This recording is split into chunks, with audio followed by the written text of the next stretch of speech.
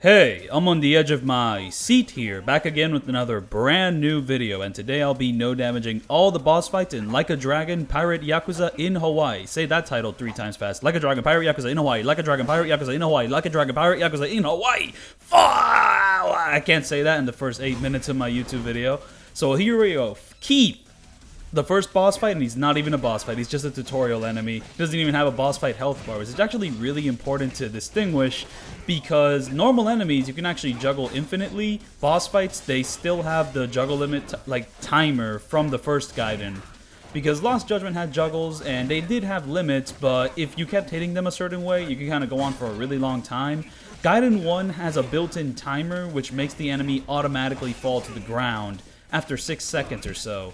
And that stuff is still in this game. In fact, on the harder difficulties, it goes from 6 seconds to 4 seconds. It's really weird. I don't know. Hey, check out that juggle, though. That was something I saw in the demo, and I was worried that when I was playing the demo of this game, that the harder difficulties would make juggling just needlessly, more punishing. In that sense, or just, less fun, because the demo was probably not on the hardest difficulty, and I was right. I am playing on professional difficulty, and juggles on boss fights just are pretty messed up. Also, for these first couple fights, you only have access to the Mad Dog style. This is on New Game Plus. I'm glad this game is on New Game Plus because the amount of grinding you'd have to do on New Game would be a little excessive. However, this game has found ways to still make you grind on New Game Plus. I'll get to that later. But right now I want to talk about my philosophy with no damaging this game here. See, why did I do that jump there? Because I treated this no damage like Spider-Man Remastered. The game's made by Insomniac. I did no damage all the boss fights in that game. And I had this philosophy where, in Spider-Man Remastered against those boss fights, you could just stand there and wait for the enemy to come to you to dodge, or you could be swinging around like Spider-Man, constantly being mobile. Though there's no reason to be constantly mobile during the fights in Spider-Man. You could just wait for the perfect opportunity. But if you have the ability to swing around and look cool while waiting for that opportunity, why not do it? So when this game adds a Kingdom Hearts Birth by Sleep's air dodges, why not use them? I say that not being 100% sure if it was a Birth by Sleep which added the air dodges, or if it was Dream Drop Distance that added the air dodges. But yeah, no, when you jump in the air, you can also dodge in the air in a way which I think is really similar to a lot of the Kingdom Hearts games, a lot of the modern Kingdom Hearts games. So yeah, no, Majima's gonna appear with Sora and Donald and Goofy in the new spin-off. I mean, we're just kind of hoping for that. So because I have that air dodge, I'm going to be doing a lot of silly things. I'm just kind of jumping around, doing this, doing that. Just trying to be mobile and just throwing knives and all that. Mostly in the beginning here before I get my dual sword style, which has a lot of other fun mobility options. Right off the bat, we haven't unlocked Sea Dog yet, but I gotta say that I like the tools in this game much better than the first Gaiden. The first Gaiden's tools, you had the drones, you had the wire, you had the serpent boots, and you had the cigarette. A lot of them were just really gimmicky and just kind of there's way too much work you have to put into setting them up for very little payoff. While in this game, you kind of pull them out and then you're done. Boom. The wire, boom, you get to get closer to enemies like that. It's not overpowered like the wire in Gaiden 1 where you just kind of touch it and enemies just die immediately. The wire in this game has a lot of fun mobility options, and yeah, the boss fights here don't really let you do too many mobility options, but yeah. Also, I just figured something out. Basically, when you do a perfect guard reversal, this game brings back the perfect guard stuff from Lost Judgment.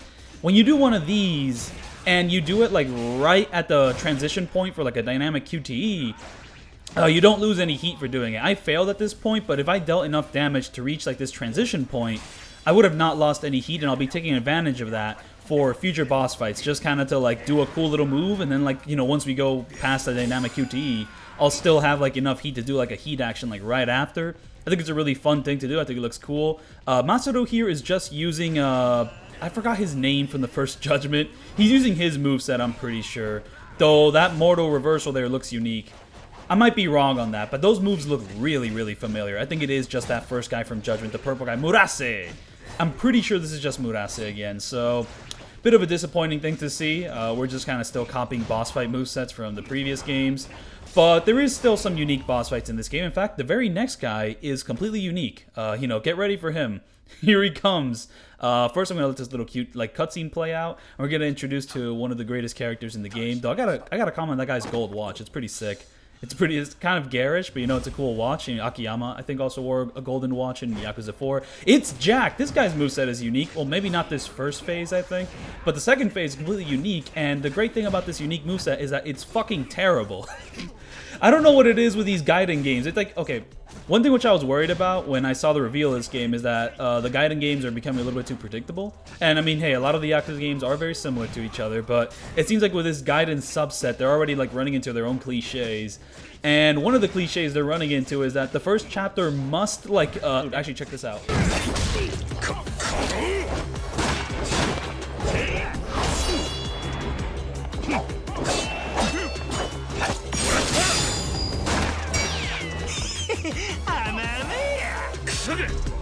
So yeah, that dynamic thing was super dope, and honestly I'm kind of like weirded out by the fact that they used it on this guy, because I think this game may or may not have an issue with its dynamic sequences. Like, there's something kind of awkward about them, like the choreography kind of bothers me, but that one was really, really dope. Like, I mean, for example, take Masaru's like QTE thing. I was not a big fan of that one. Like, it just feels a little gimmicky. I mean, like the whole joke with the pepper's funny and all that, but the choreography just looks really awkward. Like the way like Masaru just kind of goes like "Arr!" and like his mouth is like moving weirdly. I don't know. Not a big fan of that one, but like, I mean, I gotta give props where the props are. That is a hat prop. That's not a real hat. He's a fraud. And here we're fighting Jason. He was about to smack his son, and we're gonna stop him. We're gonna make him a better father by kicking his ass. I think that's something we can all get behind. But yeah, no, the cliche I was talking about before with Chapter 1 is that every Gaiden game in Chapter 1 must include a gun moveset that's just miserable to fight against. Like, in the first game, there was that asshole who has, like, the same facial hair I do. Yoshimura or something? I don't know, like, Yoshimizu. Like, the spy guy. Terrible moveset. And I'm pretty sure it's a unique one in Gaiden 1. And then, boom, we got this guy who has, like, a pirate variant of, like, a terrible moveset. And the worst part about, Jack's moveset is that most enemies are going to have it moving forward. Like, you're going to be doing a lot of the side content. You're going to encounter that moveset like 20 times. They couldn't wait a game. They had to like copy that moveset like 20 billion times before making another game. Now, hey, I say that with full knowledge that Yakuza 2, the original Yakuza 2, there's Ryuji, right? He has his own moveset. You're going to encounter that moveset in the Coliseum, buddy. By the way, this Jason fight, it looked a little bit weird. I was kind of like trying to bait out juggles there. And something which I want to talk about, which I remember, like, you know, fighting him from experience, is that his attacks, you have to learn them, because the perfect guard, like the, you know, the white glowing perfect guard thing, if you don't know, whenever they glow white, that's when you can like perfect guard their attack and do the reverse. So you can't perfect guard any of their attacks. It has to be a very specific attack. And the tell with Jason is that he has like two combos that are very similar, but only one of them ends with like the white glow. And basically, he has like one combo where like kind of, I'm not a fighter, I'm not a boxer, so I don't know the terminology exactly, but I believe it's a cross. He does like two crosses, you know, like he punches and like he kind of does a little curve. I don't know, maybe that might be called a hook. That's not the combo you want. The combo you want is like when he shoots straight at you with like two punches, two straight punches, then he's gonna do a kick which like glows white. They look very similar, but they are different, so once you get used to that, you can kind of like mess around with him more now that you know that the white guard perfect attack is coming. I'm not gonna lie, I'm not a big fan of like those specific attacks being the only ones you can perfect guard. I mean, I don't really know how else they could do it aside from like trying out like a Devil May Cry Royal Guard thing where you could just like counter every attack in the game, but I don't know if like this game's combat system is like built for like that sort of a scrutiny, which is really weird. I don't know, I mean, I'll get into that issue later. Anyways, so here we're doing this fight. I'm gonna play it like pretty easy because like it's just Jack. He doesn't really deserve my respect. I'm gonna do the clone action on him again because he's earned it. And after this fight, we're going to unlock Sea Dog. But I gotta tell you something about the clone, something I found out through my 220 hours of playtime. Let me tell you, no normal human being should put that many hours into this game. And the reason for it is because this game, at most, is like, you can platinum this game in like 30 to 40 hours. I haven't done it yet because I've been doing this no damage video. Like, I have been streaming this game for over a month. So that's something I wanted to mention because, 9 minutes into this video, I might be coming off a little bit too negative, and I know some of you guys really, really enjoy this game. So, like, I don't want to, like, you know, ruin the party or anything. I just want to say, just take this with a grain of salt. I did come off, like, a month-long, like, playthrough session, and 80% of that was trying to no damage these boss fights. So, you know, I'm just kind of working that out. I did enjoy this game. There was a lot that was enjoyable about it. There was also a lot of disappointing aspects to it, and I'm going to go through it all. There's not much to say with this Jack fight here. You know, I'm going to use Sea Dog style. I think I'm going to get a little crazy with it. Well, I mean, as crazy as the game allows you to get at this current moment. So yeah, your main combat styles kind of get locked to story progression, even on New Game Plus. You still get to keep most of your abilities, except that's not exactly true because there's certain upgrades which are also locked behind story progression, like the dual sword tools. You don't get them until you reach that point in the story, even on New Game Plus, so that's a little disappointing. The instruments with a dual sword, you have to do the entire devil flag thing to get your animals back. I mean, like, there's only one animal that's, like, you know, forced in the main story on you, but every single other animal, you have to do the side content to get them again. So that was, like, a little absurd. So, yeah, here's my humble little juggle. My juggles will be getting better in, like, the later part of this video. They're not going to get too crazy. I'm not exactly, like, a combo mad guy. I'm more of a no-damage guy. But, yeah, here I'm just kind of, you know, throwing the swords out. And I really wish there was a way to, like, control the ability of, like, throwing the swords out, because I think it's a really neat concept that you get access to, like, a completely different combo chain when you get rid of your swords, but the amount of time that your swords is gone for just doesn't really let you take advantage of it for too long. And from what I know, boss fights, when you're fighting boss fights, throwing the swords doesn't actually keep them in the air. Like, the combo that you do after you throw the swords, you know, like the thug combo, can keep them in the air, but the swords themselves, nope. So setup for that is just kind of, like, tricky. And here we're fighting a bear. And this is probably one of the more fun bear fights because this combat system just kind of lets you wail on him more and dodge away from him quicker. But this is also kind of with the caveat that whenever you fight a big-ass animal like this, you know, like a tiger or a bear, it's usually not fun. They're very, like, gimmicky, like, weird fights. They have, like, weird hitboxes. Like, they just don't really, like, gel well. I mean, it was, like, a cute little gimmick in Yakuza 2, but it wasn't a great fight. I just gotta say that up front. So, yeah, here we go. We got the Palekana. Not exactly a boss fight, but if I did include this fight in the video, I felt like this video would be missing something, like, really important. Oh, yeah, I forgot to talk about the clones. Oh, my goodness, the Clone Wars. I haven't seen that movie, so some thoughts on the clones. So, yeah, when you hit a dynamic QTE, like some of the ones you've seen before, your clones go away. They don't carry over if you activated the clones before. So, you know, if you, like, hit that dynamic QTE transition, and once that QTE is over, your clones are gone. And from what I understand, like, the madness gauge, like, you know, the amount you wasted up to that point will stay static. So say you have the clones out and your madness gauge is at half, like, right when you hit the dynamic transition. Once the QTE is over, you'll still have half of your madness gauge, but, you know, your clones will be gone.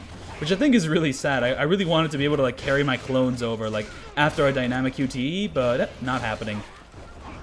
And, you know, I really wish I could talk about combat tech more, but I don't know, I guess the fights go really fast in this game. Like, I mean, very few fights in this game go over, like, 2 minutes. Go over, like, 3 minutes. Like, it's only, like, very rare, huge encounters that go over 3 minutes. And I also have to give a little caveat. I am going with no attack upgrades, no health upgrades. Honestly, the no health upgrades I didn't have to do, but I just kind of did it anyways. So all this is base damage.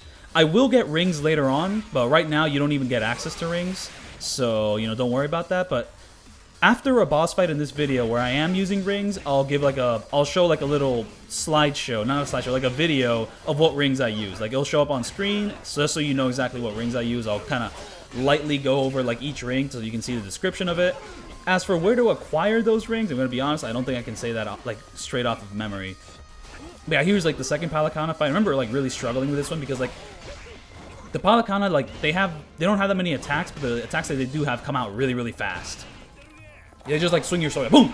There we go. Like, I mean, some of their attacks have, like, a nice big glow, which is, like, really nice.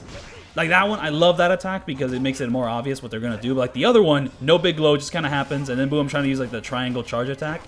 And that one's really nice. The triangle charge attack, it's fast, you know, it kind of hits enemies, like, you know, in a really cute way. The circle one, not so much. The circle one is honestly kind of like a pure gimmick, and the only good thing about the circle charge attack, I mean, it is like Majima's iconic spin, but it just doesn't deal much damage. It doesn't really cover much ground. But the one good thing about it is that you're kind of invulnerable during that animation, so starting it, you could get hit, but during it, you can't get hit. Also, when it's like immediately ends, you can get hit there again, but in the middle of it, you're kind of invulnerable, so, you know, if you want to mess around with that, that's cool. Honestly, that circle attack probably has more use if you actually upgrade your attack quite a bit. This game has a few weird properties with the way attack and, like, rings increase their stuff, but I'll get into that later. Honestly, I should probably talk about combat tech. Right now, there's not much going on here. I'm just kind of doing combos and hoping to hit multiple enemies. Hey, I'm trying to do some aerials. Oh wait, so not only is the Mad Dog, like, hold down circle attack not that good, that aerial circle from Sea Dog, I don't see much use for it. Because, like, okay, the aerial attacks which Sea Dog has, I'm in love with them. I think they're awesome. You kind of have like this DMC3 like Beowulf, like boom! Look at that one, I love that one. And then you have like the circular one, which is really great for like setting up the beginning of juggles. And also just like it's a nice little circular attack, I love that. But the circle one, I don't understand the use of it. I mean, it does like a big circle, and you think, oh, because it does a big circle, like, you know, something cool will actually come out of it. But no, not really. You can't really do much with it, from what I understand. Maybe someone's figured out like a way to actually do something kind of cool with it. And also, I should probably mention the way I recorded this video. So, most of this video was recorded using like the built-in Steam recording feature.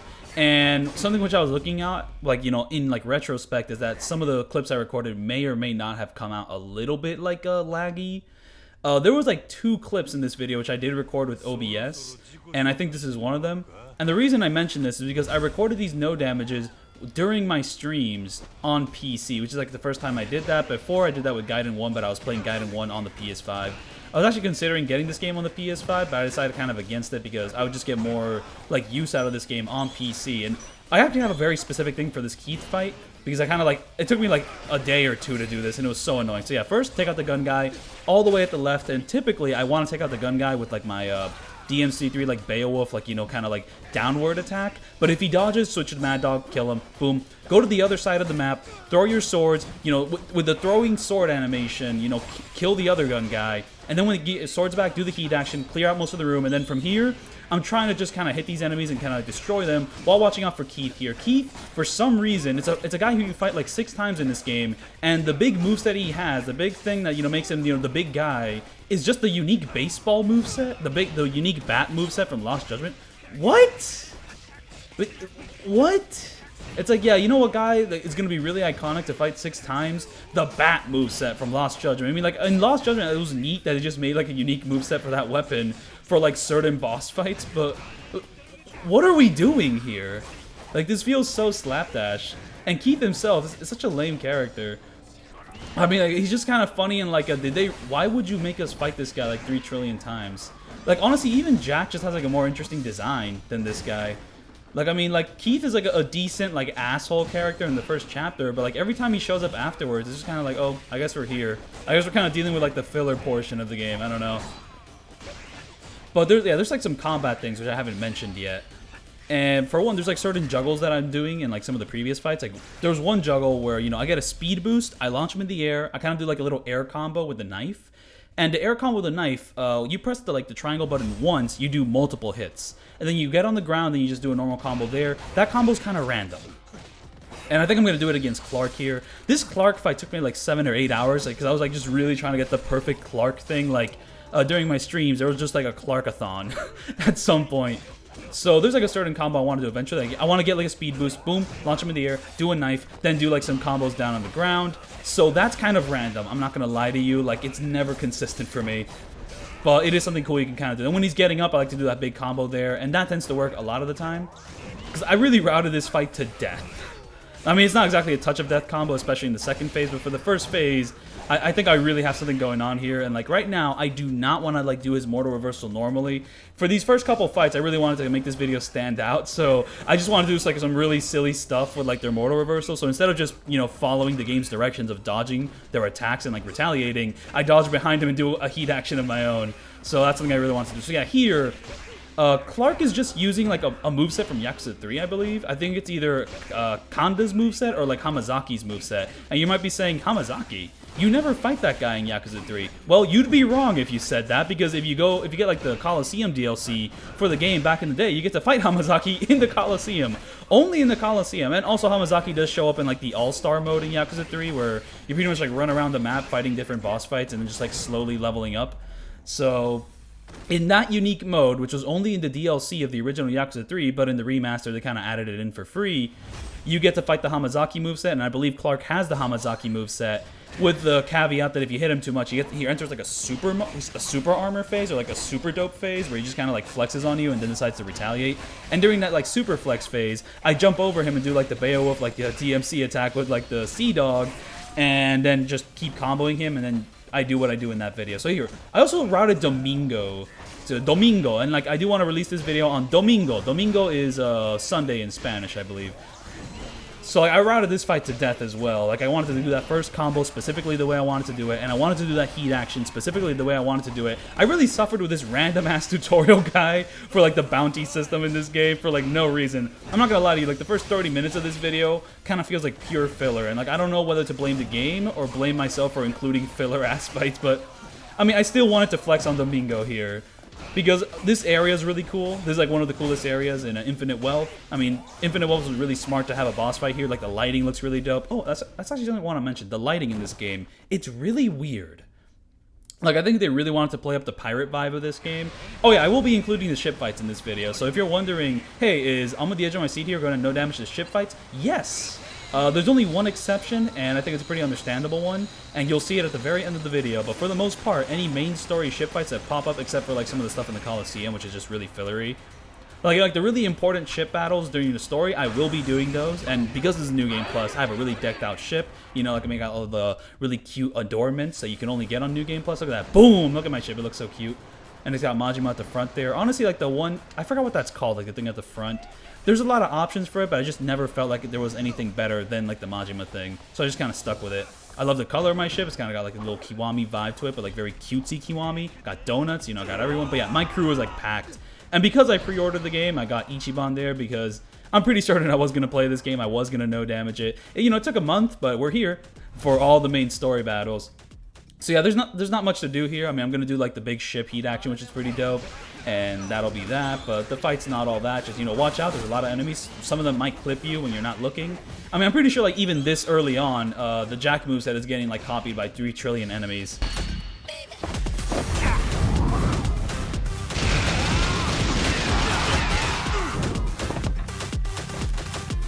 The first frame, like, after the heat action when you enter gameplay looks like fucking Picasso. That motion blur is disgusting. I love that little explosion thing which happened there, but just wanted to mention that there because I'm editing this video and I just noticed that, like, there's certain frames in this game that look absurd. I mean, hey, you could probably blame most modern games with their motion blur, but yeah, no, I just had to point that out. But I want to get back to my point about the lighting that I was mentioning before. So this game, like, really tries to emulate your eyes adjusting to sunlight. It's something which a lot of games do, and I guess like, this game decided to try it out, especially with like, you know, the beach. You know, the pirate games, they tend to have really nice, bright beaches, you know, like the sun tends to blare out until your eyes get adjusted to it. This game really wanted to try that out, and I don't think it was very good at it. Because like some of like those really beachy areas, like you just like change the angle of the camera like for a split second. You go from like this beautiful blue ocean to blaring white. It looks like they fucking turned up the ISO too high. Like they turned up the ISO too. I don't know what to say. It's like a camera thing. Yeah, like the ISO's just fucked. Like the background's like not balanced correctly. It's like way too fast like to change. Like I don't know, I guess a game which like did this in a pretty cool way was the Phantom Pain, but then again, that feels like a little unfair, you know, comparing most games to like Hideo Kojima games, which tend to be like technical marvels of their time. Like the Phantom Pain in a lot of aspects is still like a technical marvel. So yeah, here we go. Here's the unique transition. Boom! You transition, you don't lose heat. I love doing that. And I hope you caught some of those previous juggles I did before there because I don't know how to explain them.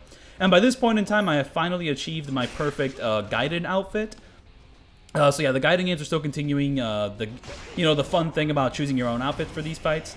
And Gaiden 2 pretty much evolves the concept by allowing you to have 2 outfits instead of 1, because we went from Gaiden 1 to Gaiden 2. And I keep saying Gaiden, even though this game's not called Gaiden, but they kind of like announced like after the first Gaiden that they wanted to do like shorter style games, you know, like 5 chapters, so on and so forth, to release like in the middle of like the bigger releases. So this is a Gaiden game, even though it's not really called a Gaiden game. In fact, the title's kind of ridiculous. Say that 5 times fast. The title's kind of ridiculous. The title's kind of ridiculous. The title's kind of ridiculous. The title's kind of ridiculous. Like a Dragon Pirate Yakuza in Hawaii. Yes! Why don't you just remove the in Hawaii part? Honestly, like a Dragon Pirate Yakuza, I think works pretty nicely. But whatever. The fight is over. No! Ah! This is such a weird encounter.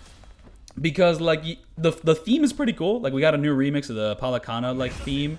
And it sounds really nice. And this fight seems to have like some aura to it. But I think like being this far in the game and the boss fight only having like 2 health bars is a bit absurd. I just fought Clark, who has 3 health bars. Why is one of the main story fights like, you know, this late on into the game? I mean, I say late on, it's still like chapter 2. In fact, this is still chapter 2. Oh man, Chapter 2 has reached like an iconic level of like wasting my time for this franchise. And to be fair, this franchise isn't exactly the best with not wasting your time, but I gotta say, okay, so like Gaiden 1, Chapter 2 and Gaiden 1, a little excessive. I mean, especially since that's when they're introducing all the Akame point systems. I gotta say that this game, I don't think like it has anything as bad as the Akame point system, aside from having to like recruit 15 crew members to continue with the story, but I kind of felt like I was able to get most full upgrades by the end of the game, and maybe I'd be complaining about this more if like this game didn't have New Game Plus. But yeah, no. I don't know how to elaborate on that because I'm actually very, very conflicted on whether I like this game or the first Gaiden better.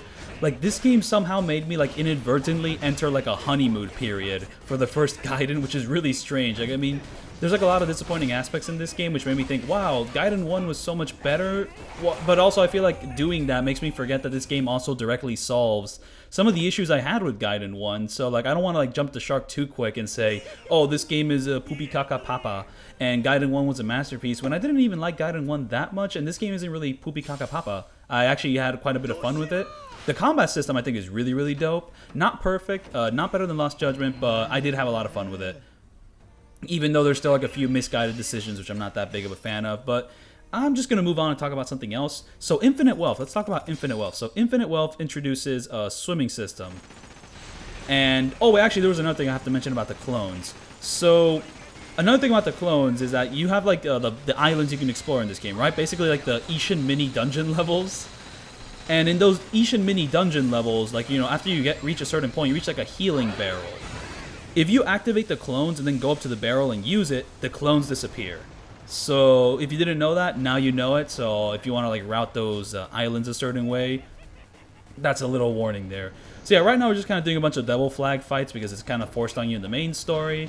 Hey, this fight's in the rain. That's pretty cool, but this is just like side content, which is pretty much like forced on you while you're playing the game. But it being in the rain is pretty dope. Also, I want to elaborate that when I said that the lighting is like pretty bad in this game, it's only when it's doing that like weird, like, you know, your eye adjusting to it stuff. When the game is just kind of like being less ambitious, just has like more neutral lighting per se, where it's like not constantly like switching it up on you, the game looks really nice. Like, I mean, like the rendering's really cute. Like a lot of the cutscenes look really beautiful. Like I do want to mention that it's not that the game like looks ugly. It's just that like the lighting changes can look pretty garish and bad because it just like they're just not natural enough. So you end up like reaching a lot of areas that, like, you know, with the more like normal, like not like blared out white lighting, the areas look really, really nice. Especially like a rich island looks really, really cute when, you know, your eyes aren't constantly adjusting to the light. So yeah, no, I did want to mention that ahead of time. I am not calling this an ugly game. I'm just kind of calling that aspect of the visuals. Like, I'm not a big fan of it. I think like Infinite Wealth looks better in that regard, from what I remember there. But let's talk. Let me loop it back to Infinite Wealth. So, Infinite Wealth introduces a swimming system, and it didn't really do much with it. Like, all you could do with the swimming system in Infinite Wealth was that the first level you had to swim into it. It was just a linear thing, a linear set piece. You just kind of do it. There's nothing to explore. Okay. And the other thing you can do with swimming in Infinite Wealth is that you can just kind of go to the beach, and there's an ocean. You can kind of go into the ocean, and all that there is to see is like a shop that's on the ocean. And I should probably talk about ship strats, though honestly, like, aside from, like, the last ship fight, these fights are not very complicated. I'm just going to, like, destroy this guy before his goons can do anything, and also I'm going to freeze this guy to give me more time to destroy this guy.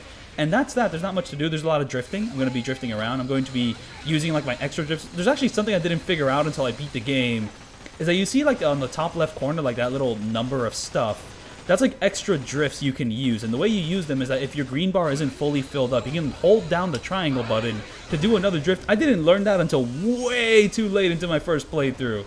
So, you know, I just want to save you that headache. I mean, mind you, if you're watching this video, I'm sure you've already beaten the game because this video does do every single main boss fight, which kind of spoils the entire game. But, hey, if you're here and you didn't know that, now you know. So that's really, really useful. Like, you know, your constant speed boosts are like the lifesaver in this game, and like smart uses of them will guarantee you no damage.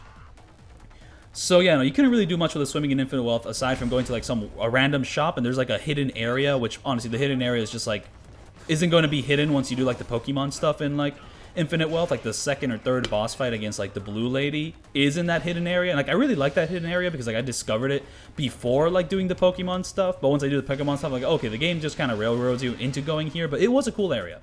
I like it. It's in this game. No, okay, so like you could use swimming to get there. And that's about it. There's not much else to do with the swimming in Infinite Wealth, and I thought that was really sad. I mean, could you do any swimming in Don Dokudo Island? You could, but once again, it's just like a beach. So now that this game is a pirate game, right? You know, you get to sail on the open seas. I was like, oh, we're finally going to make more use of the swimming system. You know what Yakuza is really great at? Reusing their assets. You know, that would be a really great way to reuse the swimming system and, like, you know, just make more of it. And then I find out that playing through the game that on the ship, you know, you can control your ship, you can sail the 7 seas, you can get off the wheel and, like, you know, explore your ship, like, you know, physically. I think that's really dope. You know, you have your decks, you have, like, underground. I like pretty much, like, just controlling, like, a mini hub on the open sea. I think that's really cool.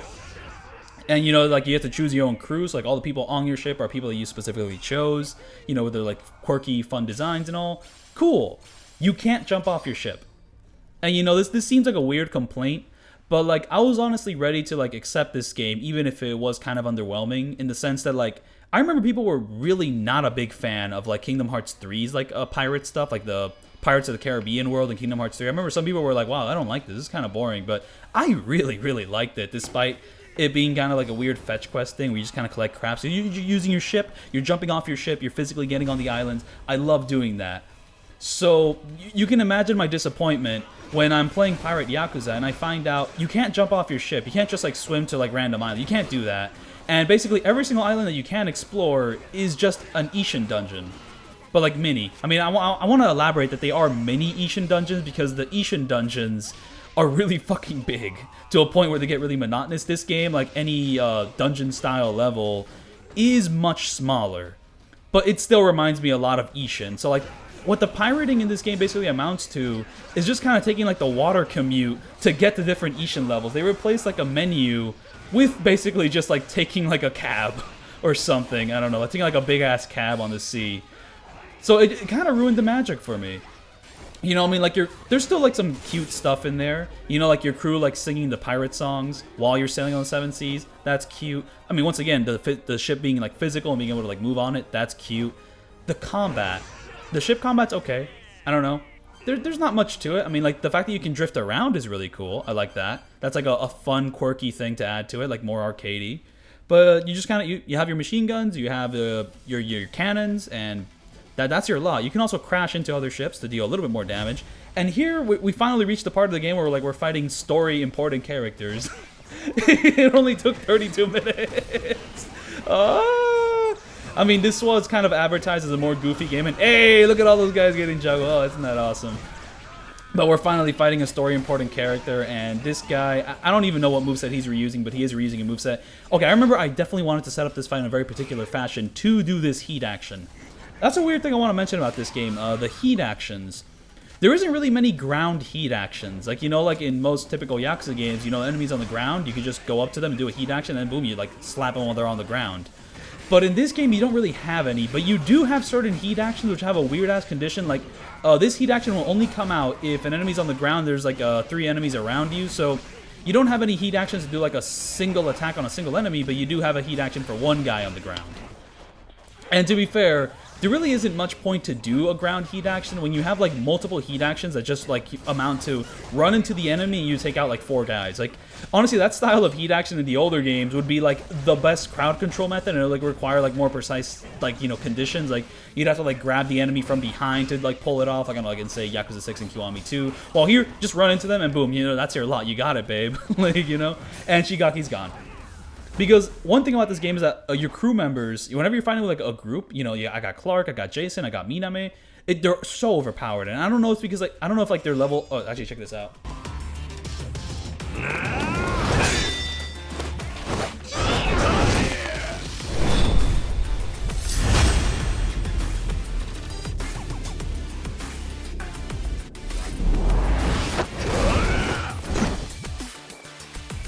I have too much to say about this fight for the 2 minutes that it lasts, because first I start off with that, and then I do the juggle, and then I do that, and then, like, I do this charge thing, boom, bam, pow. I have the speed rings on specifically to do this sort of stuff. I do that, I jump away, I throw my swords, and, like, I routed the beginning of this fight, like, super specifically, and now I really want to do, like, a combo like this, just do one of those. I want to get a perfect speed, like, a perfect speed boost dodge. And once I do that, I'm going to juggle him up in the air, boom and pow, do that combo, and then from there I want to do one more combo that's just like the triangle angle with the knife, and then I want to do like a perfect guard to go dynamically into the QT. And once that happens, I'm going to stop talking because I think I did a music sync there, and I have like a bajillion other things to say about the fight, but it's basically over now, so check this out.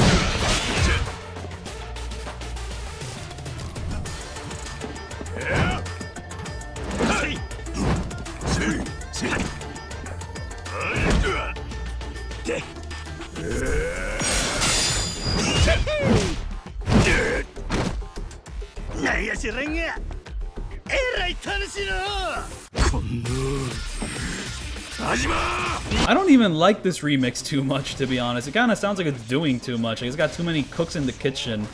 And also, I swear, like, the guitar, like, the little drop there has to be louder. It sounds, like, too quiet in the game. Like, I don't know if whether to blame the game's mixing or to blame the song itself, but... And also, another thing that kind of rubs me wrong about this remix is that, like, just Saejima's theme is, like, so rock-focused, right, with the guitars and all that. So, for it to get a more electronic version of it, like, it was always going to be a little disappointing. I mean, it did kind of have to, like, fit this OST more, you know, kind of like a little transition. But I'm not really vibing with it, especially since like Yakuza 4's like main combat themes for its protagonists all had like a different genre going on. You know, like Akiyama had like something more smooth going on, like Saejima has this rock thing going on, Tanimura has like more jazz, and Kiryu got the more electronic stuff. Yakuza 4 probably has like one of the best soundtracks in the franchise. As for this game's soundtrack, I don't want to like you know get all hater like so quickly in the video. Quickly, it's 35 minutes. Not the biggest fan of it, but also it's like the sort of soundtrack that I want to sit with more before making any big statements, because like I mean, yeah, I did spend a month with the game, but I still think I need to listen to this like OST on its own to like really put a definitive judge on it. But I don't know, something about it just really isn't hitting like the previous games. It's definitely not hitting like Infinite Wealth. Infinite Wealth has an amazing soundtrack. I mean, there's only like a few themes in Infinite Wealth where I'm kind of like, I don't like it too much. Like the Barracuda thing, not really a big fan of like the main Barracuda theme, but I am a big fan of like the long battle theme in like a District 5 when it gets active, you know, like dun dun dun dun dun dun dun dun. I love that theme. The main Barracuda theme kind of sucks, not gonna lie. So there I wanted to do something very specific. I wanted to do like the big full dual sword combo, because the big dual sword combo, you do like this weird Kingdom Hearts shit where you just kind of throw your blades around. I'm just a big fan of that animation. I love that. I mean, there was like a certain ability in Kingdom Hearts 2 that did exactly that, and it looked awesome. And when they did it in Kingdom Hearts 3, it wasn't as satisfying. Like it's just like the crunch of the sound effects and like the visuals just didn't hit the same for me, even though it was the same attack. If you guys have played Kingdom Hearts 2 and Kingdom Hearts 3 back to back, I think you know what I mean. And Kobayashi, the fun thing about this fight is that like the rings I use is like the only fight which I use a specific ring setup. I use like only one ring, and the ring is the electricity thing. I use no other rings. And yes, this guy is copying Mine. I kind of had this like test for the Dragon Engine where, you know, a lot of people want Kiwami 3, and I'm just kind of like, man, Kiwami 3 couldn't even like, you know, use the Mine moveset correctly without it feeling kind of terrible to fight. And I'd probably say that in this game, yeah, here's Mine, and honestly, I mean, the combat system is pretty easy to deal with, but yeah, not as fun as he was in Yakuza 3. But I did kind of wanted to mention that he's not exactly awful to fight. However, you will be seeing this Mine moveset like 9 more times, and I think we have the first Judgment game to blame for that, because I remember that the first Judgment game reused the Mine moveset for a lot of sub-stories, so yep, it's here to stay. I remember the Mine moveset in the first Judgment also being awful to deal with. I mean, I think the first Judgment was like a good indicator to me that, yeah, no, I do not want Kiwami 3. Like, if I had to go off, like, Judgment standards, no Kiwami 3, thank you, no. And to be fair, I think just regularly, I do not want Kiwami 3. And here we have the awesome Tucker fight. We just kind of fight this bodyguard, and the only reason I'm including this fight is because someone else actually no-damaged all the boss fights in the main story before I did, and he included this fight, so I was like, you know what, whatever, I'll throw a bone, I'll do it as well. And hey, that couch just went flying. This is actually the first time I noticed that. Like, the sofa just went flying all across the room. But, yeah, this guy has a single health bar. I'm not using any rings for this guy. And I don't know if that was Jason, that was Masaru, who like kind of like pitched in there. And then, but we just kind of flopping around. And the next boss fight we're going to deal with is ripped out straight from the Lego games. Yakuza decided, you know what, I want to tap into a new market. We're going to do pirates. The next one's going to be Lego. So, actually... No, I'm not going to stay silent for this one. I mean, this little sync-up is always the same in, like, every single time you do it. And, like, this is a boss fight introduction, but it's, like, so linked to the long battle that it's really weird. I do plan on doing a video where I no-damage all the long battles in this game sometime next month. I will be taking kind of a bit of a break and, like, releasing other style of videos before doing that, before returning to this game. Honestly, kind of suffered a little bit with the no-damage specifically. But yeah, no, the design of this boss fight just kind of feels like, hey, do you remember in God of War when you have to like activate like a weak point and then like the boss fight will stand still and then you just kind of wail on it a whole bunch? I mean, I'm kind of describing most hack and slashes. I mean, I don't even know if that really applies to God of War. I mean, you have the first Hydra fight, not really that design. You have the Minotaur, not really that design. You have Ares, not that design. You have God of War 2, which, what does that game start off with? It starts off with like a big fight where you lose all your powers.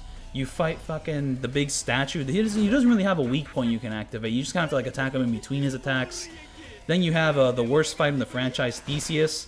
Honestly, I'm kind of reminded more of like the DMC Devil May Cry, like the reboot Devil May Cry game, which I didn't play, but I did see footage of the boss fights where you basically have to like hit a weak point, and then once you hit that weak point, the boss fight gets tired like that, and then you just kind of wail on them. I don't like this boss fight design. This is not like why I like Yakuza boss fights.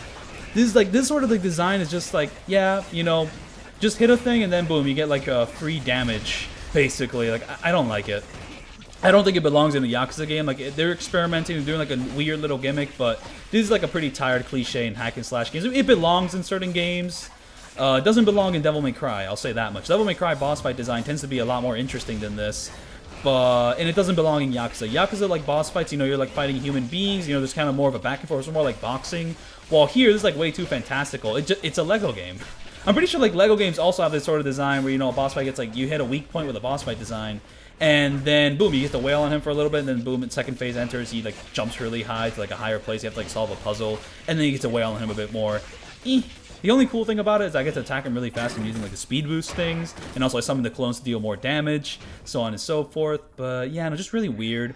I guess like the one good thing about it is that it's a really easy fight. So, you know, if I ever do the entire long battle, I'll probably include the fight, and it's just kind of like, yeah, you won. But if you fail that long battle, you're going to feel like an extra dose of misery because it was so easy and you fucked it up. So yeah, now we reach Rod here and have a very specific way of fighting him sometimes. I like to do that little thing. I like to kind of bait something out.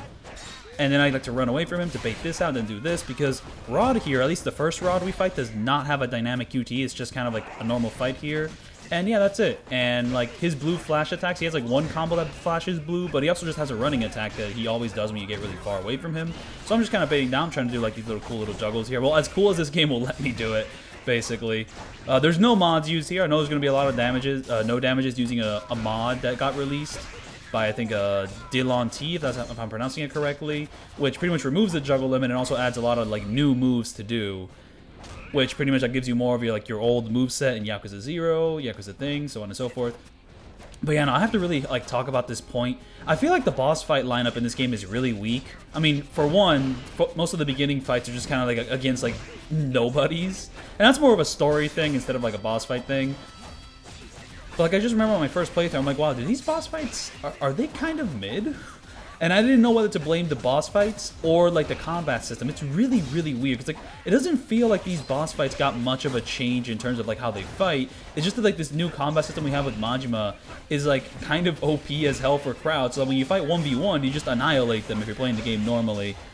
But on this no damage playthrough, I've grown a little bit more of a respect for Rod here, because his moveset actually made me play the game slightly differently, because this game introduces a thing which allows you to combo more, which you couldn't really do too much in Gaiden 1 unless you were like in extreme heat mode or juggling. Because like I remember in Gaiden 1, I do like two or three hits of like the dragon style, like the Yakuza style, like behind an enemy, then they'll like automatically like react and like try to kill me. Well, in this game, I'm doing like full combos. I mean, like one thing about like Gaiden 1, which I really did not like, was the agent style, because like if I was not in extreme heat mode, if I tried to do like a full combo in like agent mode, that wasn't happening, pal. Like those finisher attacks have way too much commitment, so you basically like fuck yourself every time you try to do like a finisher attack in agent style, like one of like the later like combo strings. In this game, Sea Dog, I can do like full combos. I mean, like, you know, not like, you know, completely safely, but like I can actually do them every now and then. Like there's nowhere near as much commitment as there was before with Agent, so I do think Sea Dog is a big improvement over Agent. Do like it quite a bit. But yeah, no. On this repeat no damage playthrough, I think like some of my issues with the boss fights might have just been that I was too overpowered for them, so I just kind of like steamrolled them. But this game introduced something where you know how like juggle timer, there's like a juggle timer in Gaiden 1 and Gaiden 2. I think this game introduced like a ground timer. I don't know how to explain it, but I swear like I attack an enemy from behind in this game and they just let it happen. That doesn't really happen in Gaiden 1. Like I think you kind of have to like respect enemies in like most previous games, or like in Gaiden 1 where if in the Dragon Engine, where if you're hitting them from like behind, they're gonna turn around eventually, unless you set them up a certain way. But in this game, not really.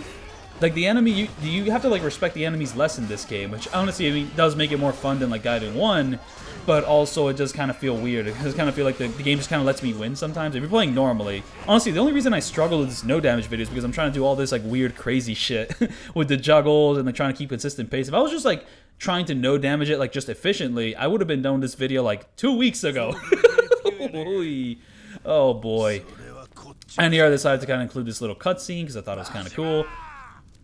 But yeah, no, I mean, I keep trying to like get to this point. Wow, like every boss fight in this game is like 2 to 3 minutes, which just gives me like zero time to talk about anything. Like everything's going by so fast. I have to talk about like a new thing here and there. But yeah, no, I respect Rod more on a replete playthrough because like whenever like he stops allowing me to hit him, and you know he like reacts back, he does it very, very quickly. This guy's a big counter fighter. He's very quick and speedy, and it kind of made me go like, oh fuck, this guy's actually kind of a threat. I kind of like him.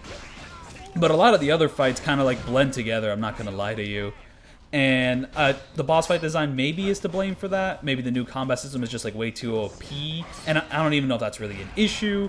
And here, boom, doing my instant transition. Love that. I don't really think the music synced up that much in this attempt, so I'm just going to keep talking. But yeah, no, the Saejima fight, kind of disappointing, not going to lie. I mean, like, it's just kind of there. He has 4 health bars. You know, like I said before, the song's not all that. But he's probably still one of the better fights in this game. And yeah, just something about these dynamic sequences. Like the dynamic sequence with Saejima, something about that just feels so underwhelming. Like the little punches just feel like too stiff.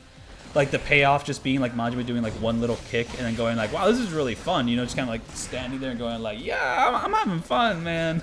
I don't know. Doesn't really hit. I feel like for a Majima game, I was really expecting like a lot more sauce. Like a lot like cooler stuff happening in these like dynamic sequences, and a lot of the time they just feel too gimmicky. I don't know. Like I mean, I heard someone say that I believe it was the Yakuza Archive channel that like it feels like they took more inspiration from like anime for like a lot of the choreography in here than like martial arts movies. So it just doesn't feel as cool. I mean, like, it's not just anime. I mean, they also take some inspiration from like pirate stuff, but like a lot of the dynamic stuff just feels really weird. Like the final boss, that shit is kind of lame. Like the way they fight in like the dynamic sequences there. So it's kind of like, what? Though there is a huge caveat with like my previous statements here about like the dynamic stuff in this game, and it's like I have to mention that like the dynamic stuff in Infinite Wealth was also kind of lame. There was something really stiff about like the dynamic animations in Infinite Wealth, which honestly might be better here. So honestly, they may have improved, but also like it's still like a step back from like the Judgment games. And here we have this random ass Wells fight that just kind of shows up, and it's like this is such a nothing battle. And I guess I'm gonna get into a complaint here with compared to Gaiden 1 to Gaiden 2. Part of like some of the reason why I kind of entered a honeymoon phase with Gaiden 1, even though I have not touched that game in a while. And it's that, like, you know how in Gaiden 1, Chapter 4 and 5 was like, yo, this game got awesome, dude, this is sick as hell. You know, like, I mean, if I had, like, any issues with the previous chapters, Gaiden, like, 1's, like, Chapter 4 and 5, like, wow, this is sick as hell, dude, the game's really coming together. That does not happen in this game, despite the fact that many people said it would happen. You know, it's kind of like, oh, Chapter 5 really brought things together? No. This is Chapter 4 currently, and something which really pisses me off about Chapter 4 is that, like, okay, we're finally done introducing the side content, you know, we're getting onto the story again, you know, we're finally, you know, getting on the story path, you know, I'm sure interesting stuff is going to happen, but the pacing here is fucking terrible. It has, like, the same pacing as, like, Chapter 2. It's like, they do a really, really bad setup with Mortimer. Where basically, you begin, like, Chapter 4 here, you get to, like, Atlantis, you fight Wells, and then after Wells, the final boss of the game, Raymond Law, which, yeah, that was pretty disappointing, I'm not gonna lie to you. I'll get to that when I get to that. Kind of goes, hey man, what's up? You want to go get Tucker out of here? Well, Tucker's not gonna go out of here until you fight Mortimer, you know, so it's building it up. It's like, oh fuck, we're gonna fight Mortimer, you know, we can't leave until we fight Mortimer. Fuck man, that sounds like a threat, that sounds like there's urgency involved. And then, like, all the urgency goes out the window when, like, you have to, like, do Mortimer. It's like, why don't you go get this flame cannon? And, like, the flame cannon stuff leads into this whole little side quest with Keith where, like, the whole stuff with Keith, I gotta say, like, I mean, you remember the trailer where, like, you know, a cannonball, like, destroyed, like, a building in Hawaii? Like, if you expected that to be, like, an actual, like, important, like, pivotal story moment, you know, I'm fucking sorry. It has all the relevance of a fucking sub-story. Like, that big-ass animation of, like, the pirate ships, like, blowing up a part of Hawaii, it means nothing. It's just bullshit, dude. Fuck. I mean, I don't know. I feel like a lot of my thoughts here aren't going to be nearly as, you know, well written as like an actual full video on this game, because honestly, this game kind of inspires me to do like a Gaiden rant. But that video is not going to come out for a really long time because I really want to do my Lost Judgment rant before doing anything with the Gaidens, just to kind of. It will be more interesting if I do it that way, and also like I wanted to start off something more positive before getting to a more negative like overview of the franchise per se. So yeah, this Keith fight, very annoying. Used electric rings.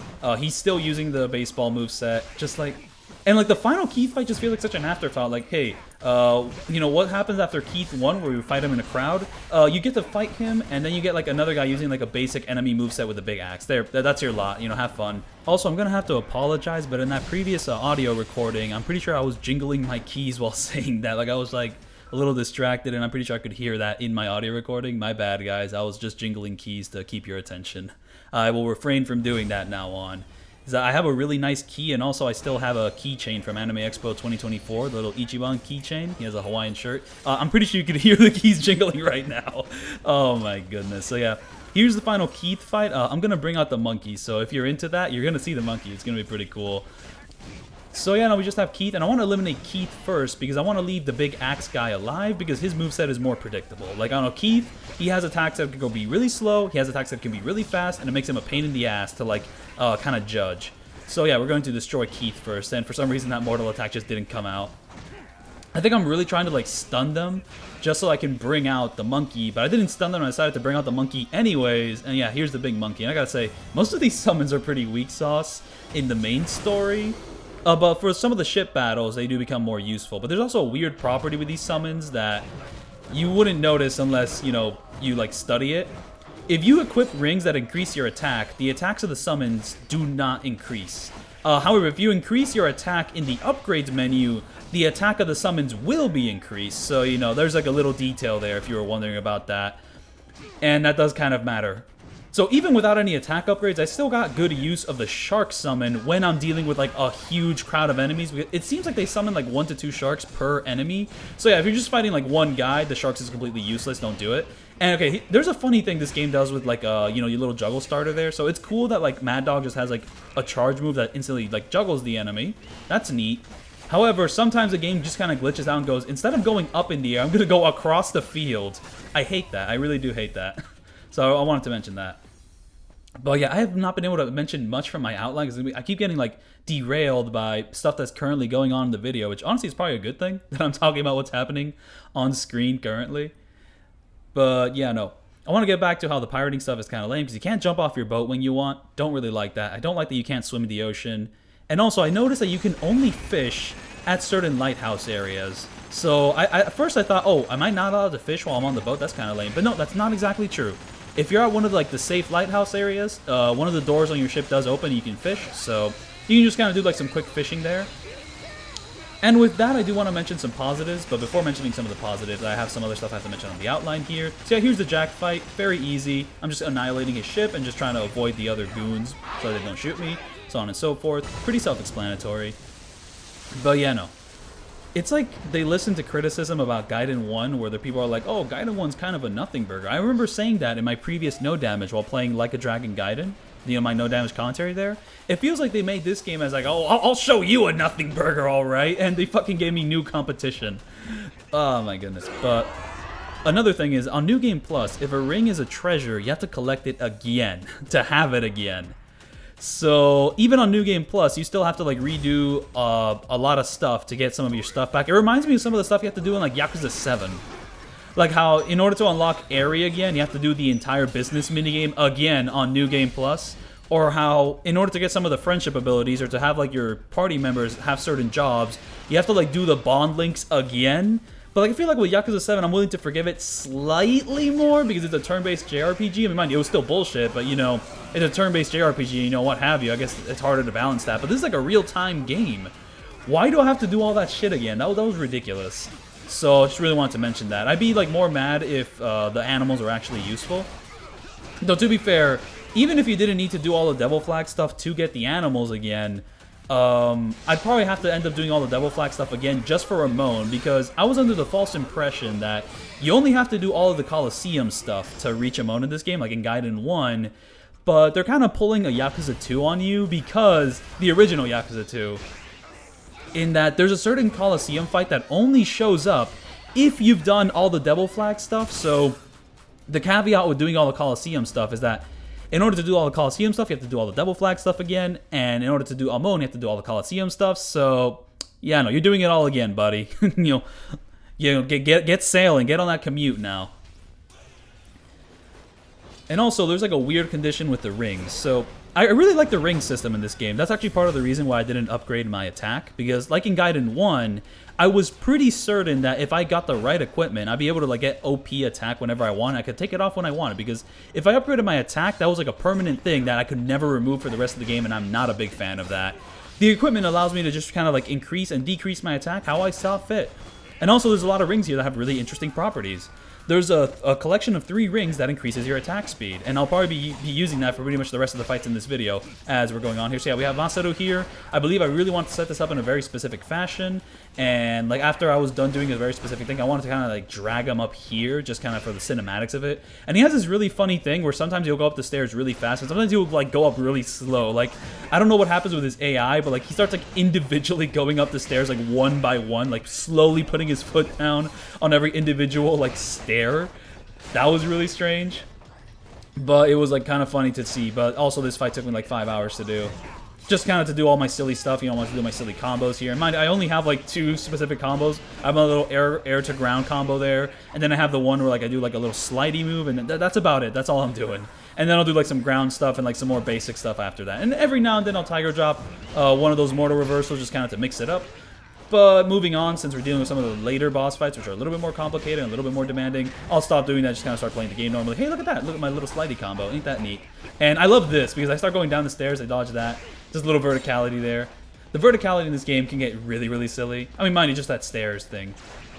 But there's some other things I want to mention. So yeah, there's 3 rings that increase your Mad Dog speed, and you can get these rings multiple times. So I was kind of like, what if I get that set of 3 2 times? And what I found out is that it does not give you an extra bonus. So if you equip like, you know, the Mad Dog ring, the Sakura ring, and I forgot what the second one was, like twice, you know, you have like one set on one hand, one set on the other hand, you're not going to get the bonus twice. You only get the bonus once. So you're not going to get like double like attack speed. You only get 1 attack speed boost. So yeah, keep that in mind. That probably applies to any other like combo like ring setup. Oh yeah, it was a snake ring. Okay. There we go. We had like the hyena ring, and we got the snake ring. So yeah, this fight against Mortimer, I decided to do it all in one take, from the ship battle all the way to the boss fight. And I struggled with it, but thankfully the ship fight was decently easy. I mean, like, you could fuck it up, you know, just kind of dodge his like attacks, you know, stay away from his machine gun, and freeze him as much as you can. Get the freeze machine guns, very, very nice. And so far, I believe I'm still using the lasers, even though I don't think this is the best weapon in the game. But this ship fight isn't nearly like hard enough to make me reconsider, you know, what other weapon I should use. The laser works, it deals damage, and honestly, I mean, the fact that it's a 1v1 does like wonders. So yeah, just kind of destroy him like that, you know, drift around some of his like bigger attacks, and you're good. And now we're dealing with the deck battle. The deck battle should be easy enough. This is a good time to use the sharks. There's a lot of enemies on screen. You know, use the sharks. Like, I mean, my strategy is just use the sharks, get to the wheel of the ship, do the heat action, and then kind of continue from there. And then boom, we're going to transition to the boss fight. And then the boss fight kind of starts off with a gimmick. Though, like a swashbuckling gimmick, which is like really cute, though not much gameplay going on there. It's basically just like you counter or you don't. It honestly reminds me of God of War. Like, whenever like you would like climb a level, you climb a rope, and like there's enemies on the rope as well. Like, you know, yeah, there's not much going on with that combat system. It's just like a little gimmick. You know, you either attack them or you don't. Like, you know, there's not much to do. I guess you have to like avoid attacks every now and then. It reminds me a lot of that. But I feel like that works better in God of War when like the entire game is like a level. But like when I'm just doing like one boss fight, it kind of feels like it's kind of taking away from it. Like, I could be like fighting this guy for real, but instead I'm just kind of doing this weird little gimmick thing. Though, to be fair, it looks cool, I guess, but still, I don't think it's cool enough to like not remind me that it's a gimmick. But it fits here, and I think I respect Mortimer now more that I did it in like one take here. And honestly, like, his moveset is one of the more interesting ones in the game, though I don't think it's interesting enough to like really make him like super awesome, amazing. Honestly, the fact that he just has the drones, I think, kind of like kills him for me. Like, Most of his moveset is really cool. You know, like he's more of a rival to Majima. He's a bit faster. You know, like, if you hit him on the ground, sometimes he has a really fast counter. His attacks come out really fast. The other boss fights aren't coming out as fast with their attacks. I like that. That's cool. And a lot of his attacks really like enforce a fast tempo. Like, I mean, the grenades maybe not so much, but like the gun, fast tempo. His sword attacks, fast tempo. You know, he's really, really quick, more of a rival, so on and so forth. You know, cool, very nice. I mean, also just going up here is really neat, you know, and also this is like a cool little dynamic intro. Not too much happens, but you know, kind of stop up there. I mean, I'm copying his style, you know, going all black here. I got a little hint of red though. He does not have the hint of red. So yeah, I guess I'm going to continue with stuff on my outline. I want to talk about some really positive stuff. So there's some small additions that make this game better, and I don't want to forget about them. So number one, it mostly has to do with the Street Surfer. That was one of my biggest issues in Infinite Wealth, where I was kind of like, man, I wish I had the skateboard back, because, okay, so you have the Street Surfer, and that's cool. You get to move around Hawaii quicker. But there's a lot of things in the hub world of like Infinite Wealth that you can't do while you're on the Street Surfer. You can't pick up trash. You can't say hi to people. And it's just like you have to like get off the thing, do that thing, get on the thing again. You don't have to do that anymore in Pirate Yakuza. You are able to pick off trash off the ground and wave hi to people while on the Street Surfer. I think that's dope. There's a little bit of extra Street Surfer customization, which I think is cool. And also, the thing which I noticed is that the Revolve Bar, it comes back in this game. Andre and Kaon, no, I haven't seen that anime. Kason, hey, check this out though.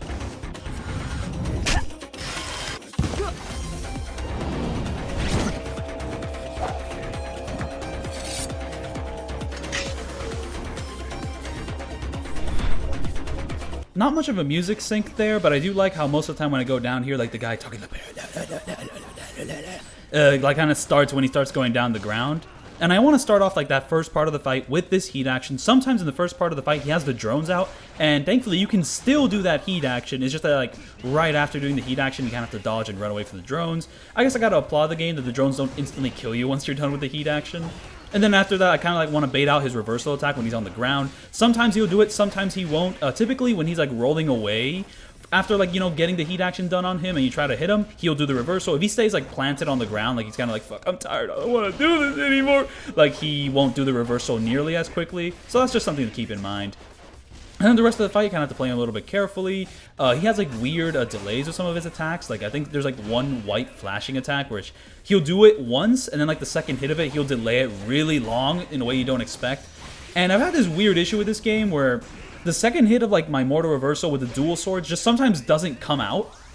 Like it's happened to me multiple times, mostly with Saejima, and it was really frustrating. Why the fuck does the game work like that? And I've also had the rare scenario with Mad Dog where the second hit of my reversal just will miss. Like, you know, the big stab. Majima just like goes in a completely different direction.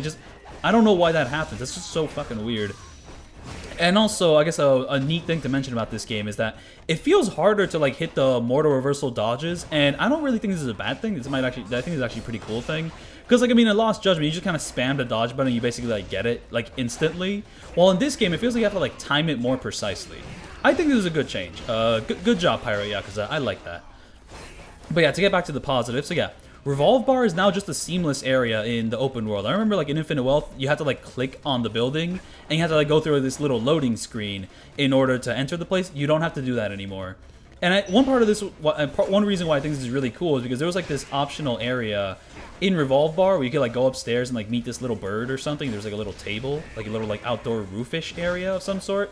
And here I really wanted to get this Mad Dog heat action. The way I routed this fight is kind of specific. I mean, number one, since I'm doing everything in one take, so I do the heat action on the ship, you know, when I'm doing like the big ship fight against like 50 people, I run out of heat. So I actually want to like regain my heat enough to where when I do the swashbuckling, after I'm done with the swashbuckling, I should have a full heat bar. But if you don't like set it up or route it out, if you don't route it out a certain way, you may actually end up like, you know, going to the beginning of like the Mortimer fight and you won't have a full heat bar. So, you know, that's actually something you need to keep in consideration. So yeah, here comes the giant squid! Ah!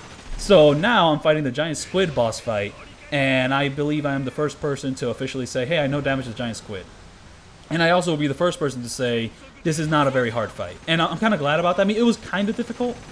Honestly, there's like, one of the biggest issues with the squid is, okay, so like these yellow things, not too bad. But if you get too close to the squid, he starts shooting like blue balls of like squid energy at you.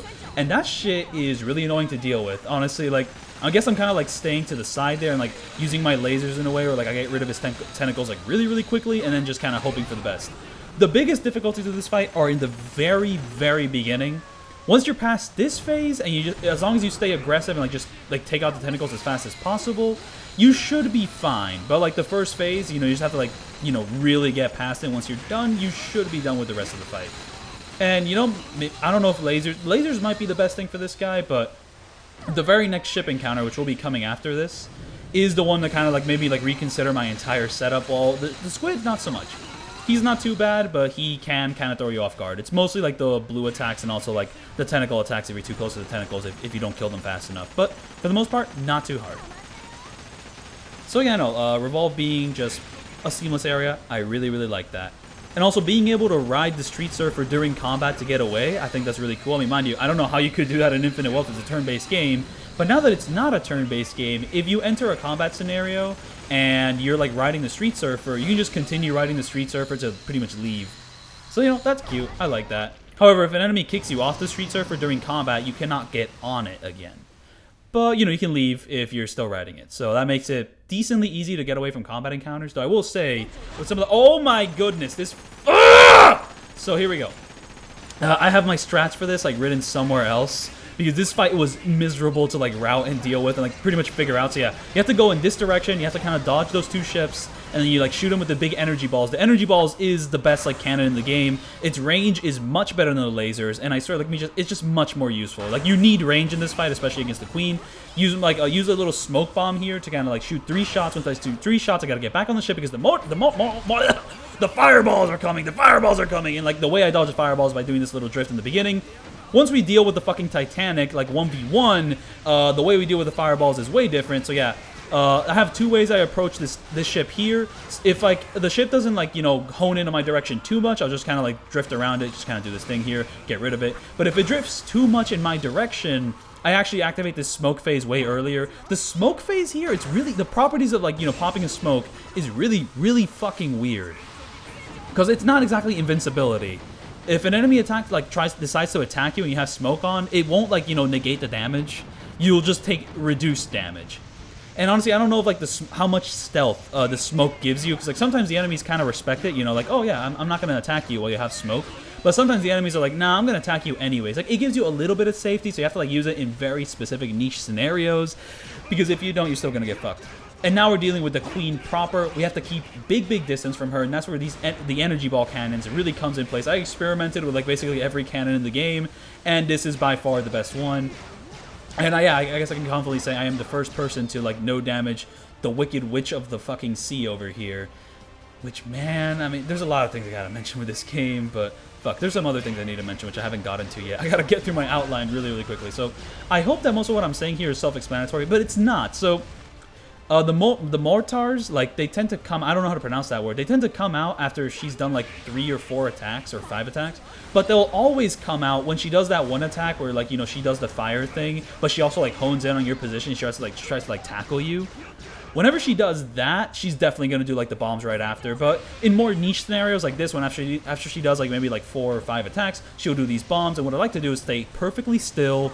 And once the bombs come out, start dashing. And then, like, there's going to be, like, 5 bombs, or 5 or 6 bombs or so. And on the last bomb, you're going to run out of dash. So you're going to have to, like, immediately use up your dash reserve to do another dash. And also, you're going to have to save your dashes here because, you know, she has a really big health bar. So you're going to have to play it smart here. But, yeah, whenever she does that specific attack, right after, she's probably going to do, you know, the Mortars. And if she doesn't, that's actually going to be a surprise. Because right now, I'm pretty sure she's going to do the homing missiles instead of the Mortars. And the homing missiles are way easier to deal with. I fucking hate the fire bombs so much, dude. They ruin everything.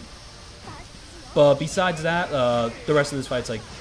This fight's not easy at all. It's kind of the thing. It's fucking very hard. It's very demanding. Especially, like, the goons at the very beginning. Like, the route I figured out there just took me so long. It took me, like, 2 days to pretty much, like, crack down on this fight here. So, yeah.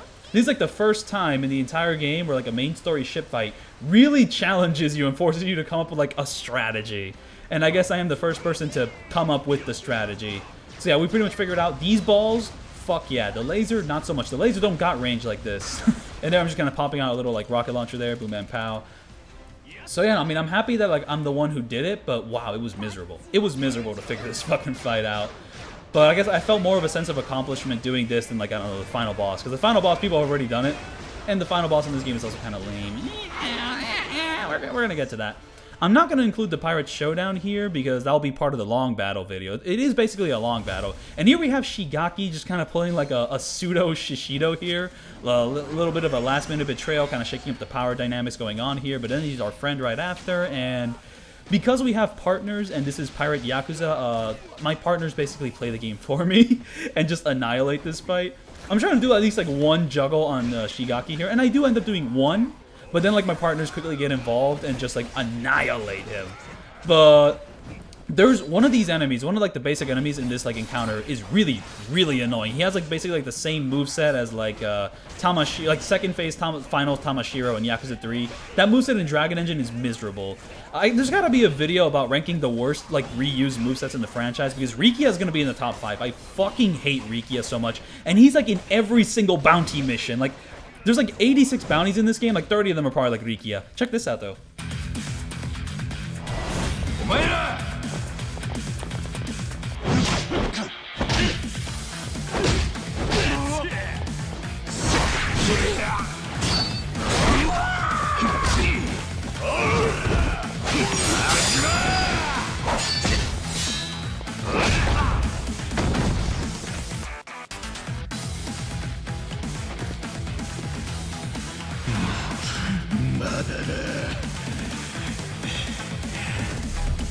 There's something really important about this fight. In the beginning, I did the gun heat action, and that gun heat action gets rid of this annoying-ass gun guy here, but when you reach the second phase here, that gun guy is going to be alive again, so get rid of him as quickly as possible. I like that blade kill from Yakuza 7 as a heat action in this game. I think it's really cool. But yeah, there's more things to mention. So, another positive is that fishing is now just faster, because now you have like, this hook, you just kind of take it out, and boom, you can do a bunch of stuff with that. Though I do kind of like the slow fishing in Domingo Island, but like just increasing that speed by just like being very instantaneous. I like that for collecting materials. I like how they like brought back the bug collecting from Infinite Wealth in like a pretty organic way. Like just, it feels smooth. If it's just in the world, there's little like bugs around. Yeah, I like that. I think that's really cool. Yeah, no, just Shigaki's health bar is gonna get annihilated. I mean, I did bring out the clones, you know, for funsies. But yeah, my partner is just going to just cut everything out. I'm gonna try to like speed run my outline before getting to the final boss. So. The treasure list shows you every treasure in the game visually and where to get it, so you should get the treasure that is the rings, because there's a lot of rings that are super, super useful and also will give you many cool properties. Because the normal treasures don't really matter much. They're literally just like upgrade points, so you might as well get the upgrade points with the rings that also double as good equipment. For example, the Ring of Stone is in Madlantis. The Ring of Stone is 100% necessary for Amon. Not exactly any other fight in this game aside from maybe like the long battles, but for the Amon fight, you're gonna need the Ring of Stone. So if you want it, it's in it's somewhere in Madlantis. Go hunt it down. And also, I didn't realize that this heat action had like 2 variants for the different styles. If you're in the Sea Dog style, boom, you just bring out the dual swords. That's fucking cool. So. Also, another thing you have to know is that increasing your attack upgrades doesn't actually change the number in your rings screen. I never upgraded my attack in this game, so I was just kind of like, oh yeah, the rings, they show me how much attack I do. But no, if you upgrade your attack and you go to the rings screen, it's still at 0 if you have 0 rings, but like a lot of attack upgrades, so actually like knowing how much attack you can do is very, very weird. There's not a direct number for it. And here we're going to finally be at the final boss. Let me try to speed run things during the dynamic intro. The Sea Dog stomp attacks are complete dog shit. I have to mention that. And you don't need them. So like it's not really that much of an issue. It's only an issue when they just randomly come out. Because you don't need to stomp, you don't need like stomp people in this game. In the previous games, when enemies on the ground, you can't hit them with your normal combo. You have to like stomp them. But since your normal attacks just hit enemies while they're on the ground, stomp attacks are basically like just not needed. But Sea Dog still has a stomp attack, and it's so slow. It is disgustingly slow. Like, whenever you're, like, too close to an enemy and they're on the ground, and you press the triangle button, that animation is disgusting. It is so disgusting. But yeah, Raymond Law, his moveset, he has weapons, and he's one of the easier movesets to get accustomed to. I mean, I still struggled with, like, the no damage and all that, but it really forces you to, like, perfect guard, which, hey, is kind of a cool thing, you know? You have to, like, learn another mechanic that isn't just dodge, because if you only focus on dodges, like, the range of his spear attacks are just going to clip you from behind. Like, his hitboxes are pretty deadly. You're gonna have to learn perfect blocks, buddy. But once you do, fight's not too hard. And I did route this a certain way. You know, I want to start off the fight off with that cool little, like, jump, rope, do the combo, do the heat action. Then now I want to build up heat to the point where I do this heat action on the wall, and I only do the grab after perfect guarding him, because if I do it any other time, like, this guy has so much super armor. I guess they're trying to really play up. This is a big, heavy guy. You know, it's Samoa Joe. He's a wrestler. He's got fucking strength, buddy.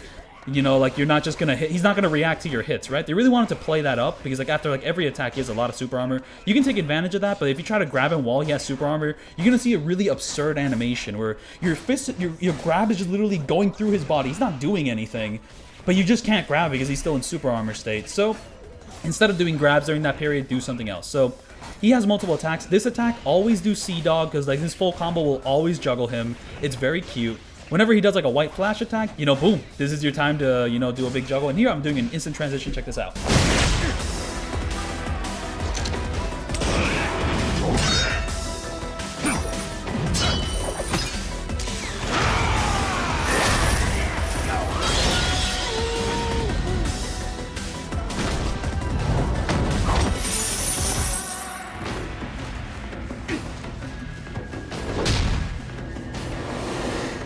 There's definitely routing in this fight. Go up to him, do a full combo, then do the reaction, and then after the reaction, I'm going to go to the big little pole in the air, and I'm going to do the heat action, because you know why I did an instant transition? So I could save my heat, so I can do a heat action entering this phase immediately. We're going to perfect block with this staff, and then boom, we're going to staff him back. Check that out. See, I'm going to try to speed run the rest of my outline here, but like, I feel there's stuff I have to talk about Raymond. You know, I feel like after Gaiden 1, I thought they were going to have the final bosses like on lock, and Gaiden 2 just kind of reminds me that the world is not black and white. It's not like, oh, because this or this, we're finally going to always have consistently, like, good things here. No, you have to account for the human error. And just, yeah, there's something going on here. I don't know. For one, mocapping a wrestler and just giving him only weapons for his moveset feels a little bit weird. And also, I feel like this fight's really missing, like, a third moveset of some sort. I don't know. Because, I mean, like, the sword just doesn't feel like a good ender for Phase 3. Like, it really feels like at some point he was going to get rid of the sword and do something else, but no. We kind of have this kind of slow spear phase, which does, like, force you to perfect guard more. I mean, I like the spear because of that. You know, you have to, like, do a different mechanic of some sort. You can't just dodge him. But then the sword is just kind of weird. You know, he delays his attacks. It's a little slow. It's not that cool. I don't know. And, like, yeah, these transitions, like, I mean, before, it's like you just kind of do a kick and he just kind of falls to the ground. There's, like, a few cool frames, but it's just something about it's just a little bit too goofy. Yes, I want to do this heat action here. Boom, bam, pow. Really like that. And also, it seems like it's going to be a Gaiden cliche that, like, the final boss is going to have, like, a dynamic sequence where at some point they fall on the ground and it's just, like, showing that ass off. I don't know. Like, in Gaiden 1, like, Shishido, like, falls to the ground on, like, the final dynamic thing, and he's just, like, the butt's just showing off too much. And, like, it's happening here at the beginning of the fight. Like, yo, put your bum away, man. The camera. Stop looking at me bum, man. Like, my goodness. This is really fucking lame. They, like, clash swords twice. He does one kick. Like, the fucking physics of that just look really off. Like, he's just so floaty. That's not cool. Majima, like, does this little wire thing that gets him closer, and it's just, like, going through the air. This is where the anime comparison comes in. Like, it doesn't feel like it has any weight. It doesn't have, like, any heft. Like, I don't like the choreography of that sequence. And, like, that's it. That's, like, the final dynamic thing. Like, I thought Gaiden once, like, set my expectations too high. Because, like, Gaiden 1, like, every transition, they still weren't animated that amazingly. I don't know, there's something a little bit awkward about some of the animation in Gaiden 1's, like, final boss fight dynamic thing. But, like, there was so much choreography going on. You know, they're, like, beating the shit out of each other. Like, you know, moving each other to, like, different stages. Trying to, like, crash a chandelier on the ground. And here, now I can finally do this heat action. Boom, bam, pow. Because, like, the mortal reversal here, like, really took him out. So this phase is mostly easy, but because it's the final phase, you're prone to fuck it up because this guy has, like, the most health in the game from what I understand. I don't even know if Amon has more health than this guy, really. Like, this guy has a really big health bar. That's good. You know, he's the final boss. He has to be a threat. But the things you gotta watch out for phase 3 here is that he has, like, the white flash attacks, right? And, like, he has one white flash combo where he does the first hit, and then, like, he really delays the second hit. So it caught me off guard multiple times. And he has one attack, one devious, like, reversal attack. You know, like, if you're, like, hitting him too much, he'll, like, do this attack every now and then. He does, like, a spin. And the spin is so fast. Like, most of his attacks, pretty slow. That spin, ridiculously fast. Like, I don't think you can really guess it. So that's where you have to be really careful. Like, if you're accidentally, like, hitting him from the front, he might pull that attack out. So that's the stuff you gotta watch out with this fight. And also, whenever he does this big face, thank you, Pious Lee, for teaching me this. Just kind of hit him once with a sword, slightly delay your block, and then boom, you get a perfect guard timing thing, and then you can just kind of juggle him, and it's beautiful, beautiful. Yum, yum, yum, yum. And now I'm gonna summon the clone so I can do the little like heat action there. And now I'm gonna try to say stuff on my outline, and hopefully the rest of the footage is self-explanatory enough. This game gives me no time to breathe, which honestly might be a good thing. You know, the pace of the game and the boss fights, it wastes no time. But also, if you upgraded yourself, it'd be even shorter, because I did not. So now, here we go. Using the replay cutscene feature won't allow you to watch the cutscenes with your unique costume. This is an issue I had just with getting thumbnails for this video. I really wanted to get thumbnails that showed off, like, you know, my Gaiden outfit, you know, my clown outfit, the clown of the night, the Prince of Night, the clown of night. I don't fucking know what subtitle I have for him. So I had to like just reload my save files and just get into the game physically to show off the cutscenes, to kind of screenshot the cutscenes with the outfits on. You don't have that in the replay feature. And also, this is the first time since the original Yakuza 1 where taking the taxi only shows you the name of where you want to go and not an image. And mind you, this is only in Madlantis. I just wanted to bring it up because I thought it was a neat thing. And now let me move on. I ran into an awful issue with the Jack 4 fight. I started the Steam recording of the cutscene at a cutscene. This was a terrible mistake because apparently the cutscene was like at 30 FPS. The rest of the footage was recorded at 60 FPS, but because for some reason the properties say that it's a 30 FPS clip. So when I put it into Premiere to edit, the 3-minute clip becomes 8 minutes. And I like how my rings show up here, so I can just kind of put rings using this fight. It just showed the cutscene. It's only the speed rings. So, oh yeah, Amon. The first phase, super calculated. Second phase, fucking bullshit. Third phase, I'm kind of going through the motions. So yeah, I really want to start off with the clones here, and then right after, I want to build up my madness gauge so I can summon the bird, because the bird is the best way to deal with the clones. But in order to, like, you know, replenish your madness, you kind of need a lot of things on your side. Number one, I'm drinking my famous beer, and honestly, like, I mean, in retrospect, I don't think the beer helped out that much, but you do need to be really drunk because you want to, like, fill up your heat action a lot. The reason you want to fill up your heat gauge a lot is because you're gonna need to do either, like, 2 perfect guard counters or 2 heat actions before entering the second phase, so you have, like, full madness again.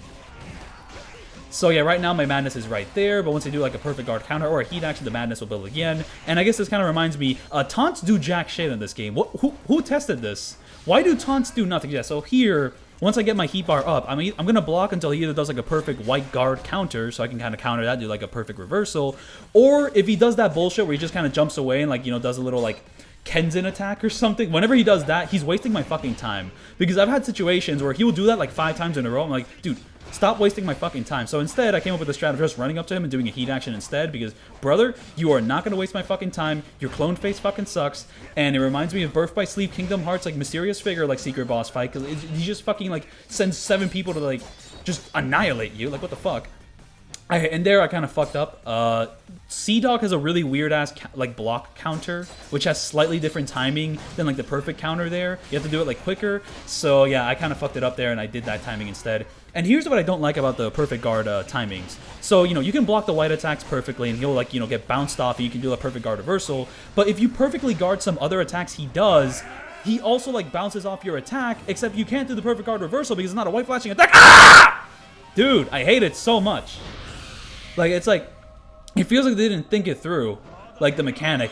And mind you, I'm kind of talking about stuff that you only do as like a no damager who wants to do those perfect guard reversals, because honestly, there's not much reason to do them aside from, oh, I want to flex, I want to look cool, I want to do something different than, like, I want to do something which the average player isn't going to do, but, like, there's not much reason to do it. So, you know, here we go. There's some other thing. I gotta complain about Adobe Premiere now.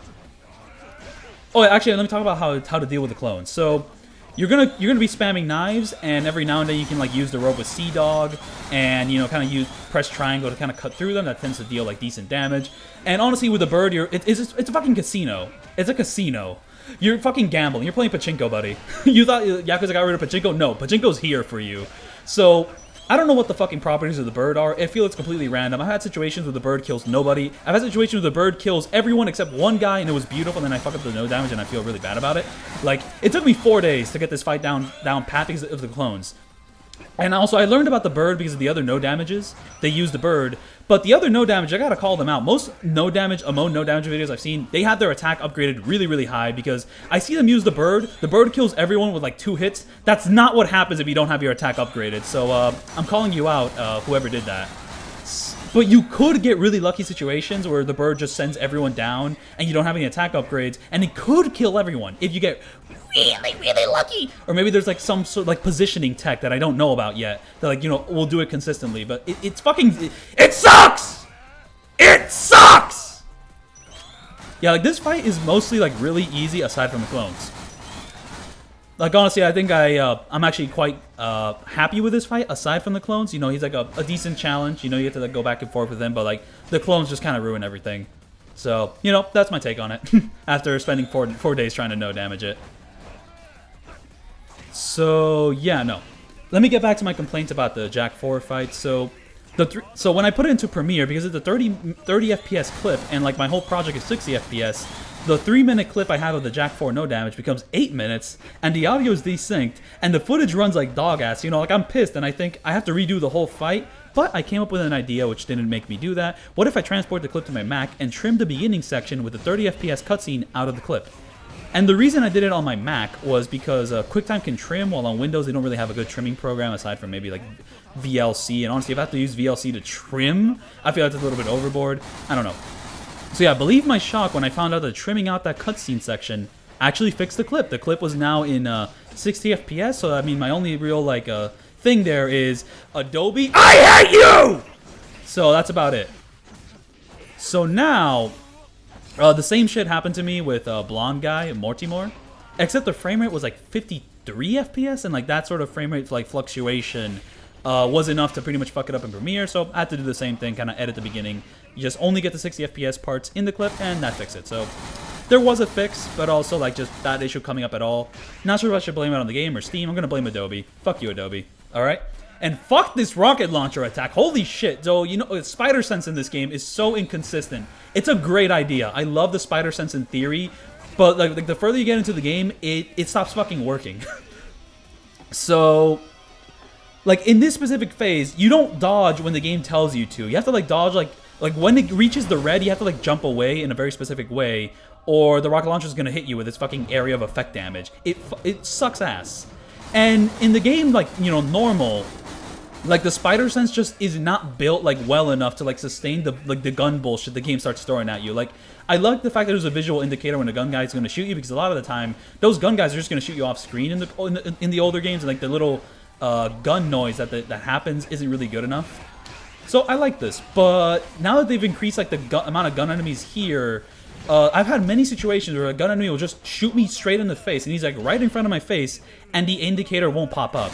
And believe me, in some of the side content, when they like copy the second phase of like the final Ishin boss fight, holy shit, dude! He like shoots you like 3 to 4 times in a row, like in quick succession. The indicator can't keep up with that. Like, it literally like glitches out. So, you know, spider sense, good idea in theory. The game is not built well enough to like actually like for it to work. I don't think it's tested enough. And oh my goodness, it's the end of the video. I have more things to talk about. No, no, I'm not done with my outline.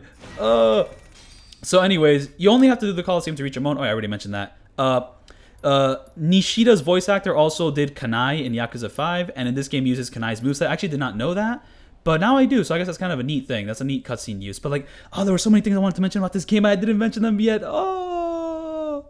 Well, I'm gonna have an addendum, if that's how you say, if that's like the correct word to use in this situation. I'm gonna yap more about this game beyond the boss fight. So, I don't really like Hawaii in this game, so remember when I said that the whole full title, like a Dragon Pirate Yakuza in Hawaii, that the in Hawaii part is kind of weird? I don't just feel that about the name, I feel that about just the concept of being in Hawaii. Which is kind of a big issue when like the big hub world should be a main highlight of the game. That's kind of like a big draw of the entire franchise. So for me to be like, I don't really like it that much, that's kind of a big issue. Like, Hawaii in the Majima Pirate game has all like the aura of like visiting Sotenbori in chapter 12 of Yakuza 7. If that makes any sense. It's just kind of dead.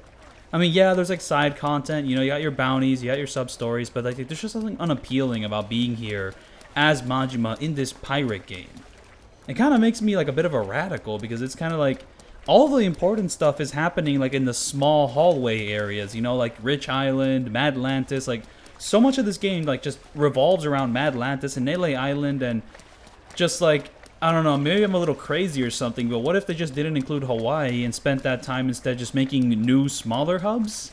I feel like, I mean, I'm not perfect, I'd probably complain about that too, but I'm honestly curious about the direction that could go in, because with Gaiden 1 and Gaiden 2, like their big draws just being like these little hallway areas, it kind of reminds me of Kenzin, which makes me realize that this game in particular is really missing a sense of adventure, because Kenzin, I swear Kenzin has more adventure. That game also has a lot of linear hallway areas, but you're constantly discovering them throughout the game. These areas also link to other places, whether that be levels, trainers, etc., hidden sub-stories. Some of the locations were inconvenient, but like, you know, there was like an actual sense of adventure in Kenzin, while in Pirate Yakuza, after Chapter 2, you've basically seen everything the game has to offer. You've been to every single hub, and everything after that isn't really going to change up much, aside from like the Devil Flag stuff, like the unique areas there, which are kind of neat, even though that Iceland kind of looks like shit. Also, once I found out that like the cool volcano area I saw in the trailer of this game wasn't going to be a main story, like dope set piece level, and instead it was just completely exclusive to the side content, my heart kind of broke a little. Like, I mean, it's cool that the side content actually has, like, a substantial sort of, like, inclusion, like, you know, unique areas exclusive to it.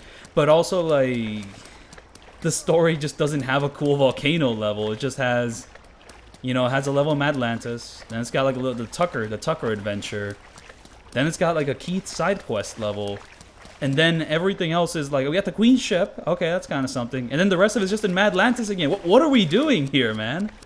I feel this game has a lot of DNA with Lost Paradise, which I was kind of trying to predict when I saw the trailers for this game, when I reacted to it in my previous streams. I was like, wow, a lot of this reminds me of Lost Paradise, but it's kind of like a version of Lost Paradise where instead of getting a brand new hub world, they just got placed in Kamurocho again. And to be fair, I think a lot of people would actually prefer that because the hub, like the main hub in Lost Paradise, is very inconvenient to navigate because of those, the dreaded stairs. But yeah, no, but Pirate Yakuza has come out, and yeah, it just kind of feels like a very goofy game. It's got fun combat. You can finally jump again, just like you could in Lost Paradise. But a lot of the unique factor is just gone because, well, they copy and pasted the map from the previous game. But this feels weird. Hawaii shouldn't feel like this, you know? When they copied the Yakuza 7 map into Lost Judgment, I mean, it was still dope. Though to be fair, I think Ijincho is like probably one of the best maps the series has created. And Hawaii, I don't know if it really stacks up. I mean, I think it was fantastic in Infinite Wealth, but it feels like maybe they just designed it really well to be like a turn-based JRPG sort of game. And then once we get to like a real-time combat game, exploring the map isn't as fun anymore. What they were showing me in those trailers were hitting a lot of Lost Paradise notes. And one of the predictions I had was because it was reminding me a lot of Lost Paradise, it was probably going to have a really underwhelming story just like Lost Paradise, and the stuff that it's underwhelming here is probably different from why Lost Paradise is underwhelming. But yeah, no, I guess I was right on the money there. This story just was not hitting for me. It just feels like such a uninspired take on pirates. I don't know, usually when the series does something kind of goofy, they go really fucking crazy with it. You know, when we do Kenzin and Ishin, there's just like a huge amount of Japanese history with like those samurais and like that group with the blue cloak. I forgot their name, the Shinsengumi. Like, there's just so much history there, and like that's interesting. Dead Souls was just so fucking goofy. It was like ripping off like 5 different sort of zombie things. You kind of have like a standard zombie thing going on. Then we got Resident Evil, and then we got like some other shit in between there. And like just the insane levels that they went to. You got Majima just beating up like a giant like Megazord monkey with like a shotgun. I mean, it's like, this is crazy. This is awesome. Another Lost Paradise comparison is that somehow the Wasteland has returned. The Wasteland car driving is now just the ship. So I guess some improvements from the Wasteland driving is that entering enemy encounters and getting out of them is a lot quicker this time. Whenever that happened in the Wasteland and Lost Paradise, there was like a big cutscene to get into it, and then you have to fight the huge crowd, and then you have to continue on your way. I really gotta replay Fist of the North Star Lost Paradise. I really like that game. I like that game better than most people, despite its flaws. Like, I feel like I think I might like the Wasteland better than like driving the ship. There was like more of a sense of exploration, but if I replay the game, I might eat my words. I'll say one thing, Like a Dragon Pirate Yakuza has nowhere near the same amount of grind. I never felt like I had to grind in Like a Dragon Pirate Yakuza. Big ups there. It's not like an inconvenient game in that sense. But yeah, no, I just felt like I was just more inspired with Lost Paradise. It's a much more unique experience, while Pirate Yakuza just is way too derivative of the previous entries. And I say that fully knowing that Lost Paradise just rips off the Yakuza 0 like 80s arcade minigames for no fucking reason. You know, Lost Paradise, it's a lot of things, it's not perfect. Another topic I forgot to mention in the video is that I think this game is like the first one in the Yakuza franchise to get really too silly. But describing it like that is really doing a disservice to what I actually mean with that, because I know people are like, what, the entire franchise is silly? You know, I want it to get more silly. And I think what I really mean is, like, it's not exactly the silliness itself. I think, like, if future games get sillier than this one, I'll be fine with it. But no matter how silly it gets, there needs to be a contrast with, like, more serious melodrama. And the reason why Pirate Yakuza's silliness is, like, just so apparent and, like, unappealing is because that contrast is just kind of missing.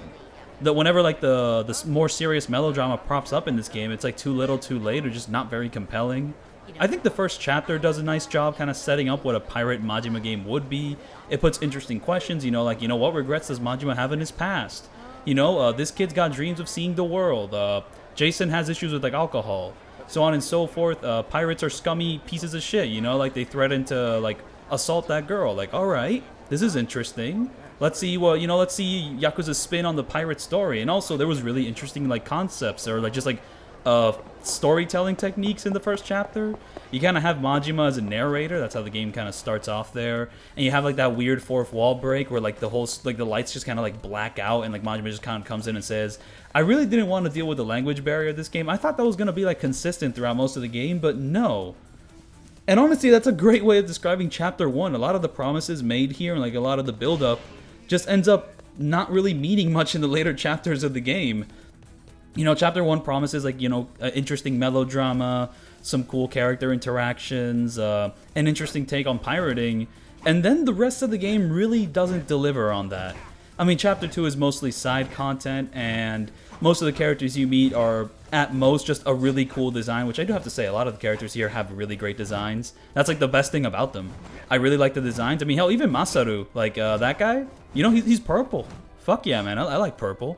Jason's kind of like stealing Saejima's green. He took his green vibes away from him, but, you know, he's alright. And like all the villains being dressed in black I think is really cool. But man, just like nothing that happens like after chapter 1 is very interesting. Honestly, it's really funny how like they brought up the whole asthma thing with Noah in chapter 1, which honestly, that was kind of goofy. I mean, I don't think asthma is that bad. And it seems like the rest of the game just agrees with me, because they just kind of drop it from like chapter 1 onwards. And it's like, yeah, I don't know. A lot of what I'm saying here is just kind of like the building blocks of like what my Gaiden video, what my Gaiden rant would be. But like there were things that I was thinking about. They are things that I was thinking about while like no damaging these boss fights, and I just didn't get a chance to mention them. So yeah, I'm just mentioning them right now. Like, yeah, like, I mean, chapter 4 really tries to bring over the melodrama with Masaru and his whole backstory and the regrets, and like I think some of Yakuza's worst traits are kind of showing off, like the way how none of the characters can really be morally gray. This is kind of like a franchise thing, but it's like, it's not just that Masaru, oh, he may have stolen the money. Oh, no. When we find it out, he actually never stole the money at all. He only thought about it because, you know, he's not a bad person. He only thought about greed. But, you know, like, this whole arc is about to show how bad greed is, even though Masaru's own actions show, actually, it's not all that bad. He didn't take the money! He didn't take the money! But then again, you know, him not taking the money means Mortimer does the whole thing. And yeah, anything with Mortimer, like literally all he does in the game is be an asshole, and then he gets a little sob story at the end, and then just fucking murk him. I guess like another weakness of just like this section of the melodrama in chapter 4 is just that like Masaru and Jason just kind of suck as like characters. They're just dudes. I don't know, anything interesting with Jason just kind of gets like sidelined. His alcoholism just immediately goes away after like chapter 1. I mean, the only thing is that he maybe drinks during combat. You know, and like any of his relationships, like I mean, with Noah, okay, but then Noah just kind of chills with Majima, and that's more interesting. I'd probably say I like Noah. Noah's a cool kid. And then Masaru just, I don't know what they're doing with Masaru. He's just there. Apparently he's like a comedy actor in like Japan, but the main character is not really that funny.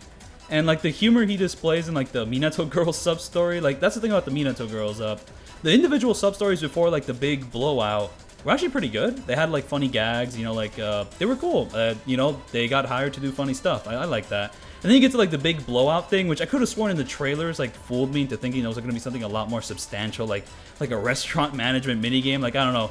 When I saw that they were doing that, I was kind of like, is this going to be the main unique thing in Hawaii? And as it turns out, no. We're just going to give you a 30-minute clip compilation of the Masters of Disguise. You know, have fun, asshole. the Master of Disguise. There isn't a single master. There's only one man. One turtle. And then there's Raymond Law. And it's like, I'm honestly a little shocked when I hear people like say positive things about him. He feels like so out of left field. He feels like probably one of the more underdeveloped like Yakuza villains. And like his main theme is probably like one of the more broad and like shallow things in the franchise. Like, yeah, they probably can't do, like, a cool, like, you know, Yakuza ideals thing over again. They kind of beating that horse to death. But what's going on here just isn't very compelling. Like, I don't know, I mean, and, like, people, like, just kind of come and... I mean, I've talked to some people who, like, do like that development. And they're kind of like, oh, what didn't you like about Raymond Law? I thought he was, like, the perfect, like, you know... a villain to contrast Majima, who was like wanted to be free of like the Yakuza, wanted to like represent good in the world and show no other goodness in the world, while Raymond Law is the reality of being a Yakuza and a criminal who's cheap and manipulative and like underwhelming, and that's the whole point.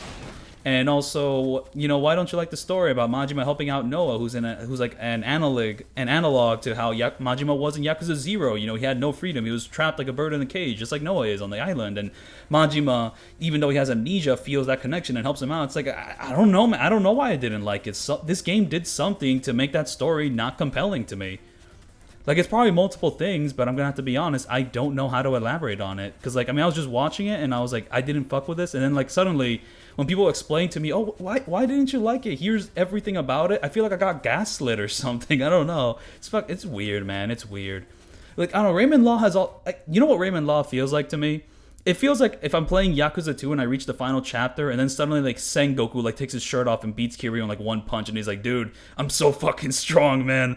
I'm going to eat the world or some shit. Like, I don't know. He literally feels like a Sengoku final boss. And I hate that idea so much.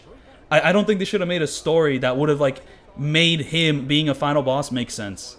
Because I don't think that story, like, was compelling to me. I don't know. Also, another idea I had in my head while playing this game is just... I don't think anything in this game justifies it being canon. I think this game would actually be better served taking a direction more in the case of like Kenzin or Ishin or Yakuza Dead Souls. So to be fair, saying this game should have been more like Yakuza Dead Souls, I don't think the developers agree with me because I haven't checked the numbers, but isn't that like one of the worst selling games in the US? Isn't that like the game that almost killed the franchise? I can understand why they wouldn't want to do that again, but like the game being semi-canon and like, you know, having connections to like the main storyline, I think only hamper it because like it kind of creates like false expectations. You know, like how are they going to follow up this? Not really. They're not really going to follow up this. And also, most of this game is like a pretty good beginner game to kind of hop on. But then it just has like 3 scenes that completely spoil the previous game, and that could have just been avoided if we weren't making this like a weird canon thing. Like Gaiden 1 being like a canon adventure worked really well for that game. I don't know. I guess like Yakuza 7 just had a better story to hop on like over or like use or like contrast than Yakuza 8. I get maybe that's part of it because like a lot of the stuff they focus on that's like directly tied to Yakuza 8 is really fucking weird. Also, I can't believe I went through the entire video and never mentioned like the little dance sequence like post credits. It was really cringe. Honestly, like, I mean, you only do that sort of stuff if, like, most of the game was really underwhelming. You wanted to kind of fool the audience into, oh, it was a fun adventure. Look at all these guys, they're having fun. Oh my god. I mean, I say that knowing that there's a lot of fantastic movies that also end with dance sequences that were totally earned and feel, like, appropriate to, like, the whole adventure. But, like, so much of this adventure was so underwhelming to me, and suddenly we get this bright and cheery dance sequence, and Ichiban's just like, oh, man, I want to see the girls.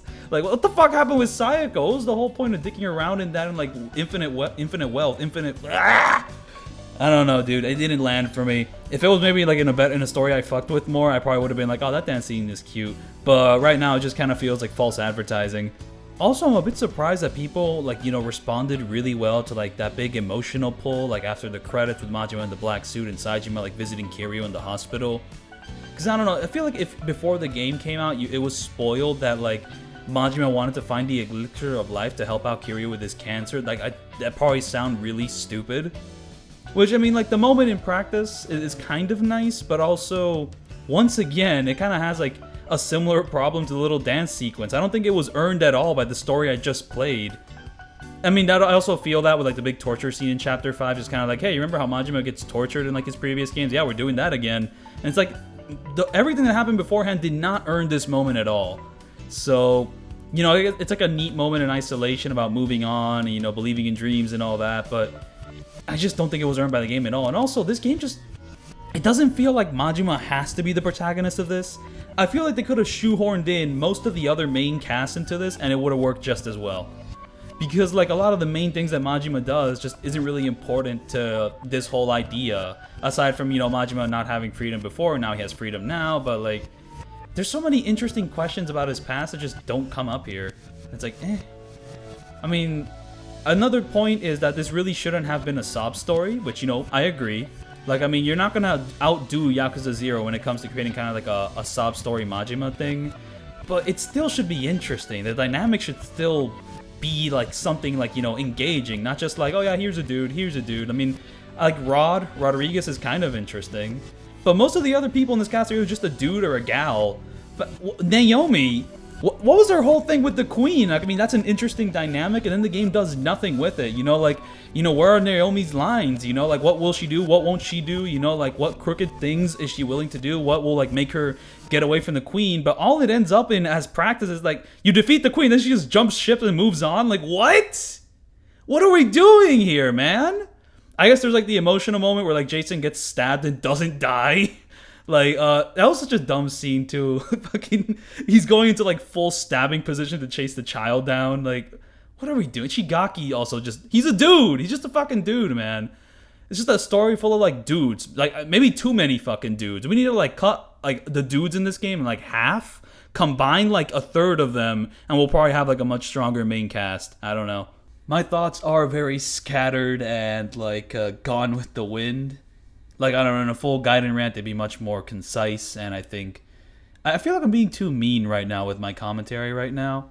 I do kind of want to establish, I did have fun with this game.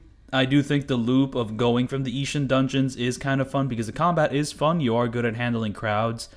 And never upgrading my attack or health, I think actually made the game more fun for me. Because I was, like, challenged more, and I actually had to, like, strategize a bit more, you know, encounter to encounter. You know, I did find some enjoyment in that, but there was also a lot of issues which just kind of bothered me.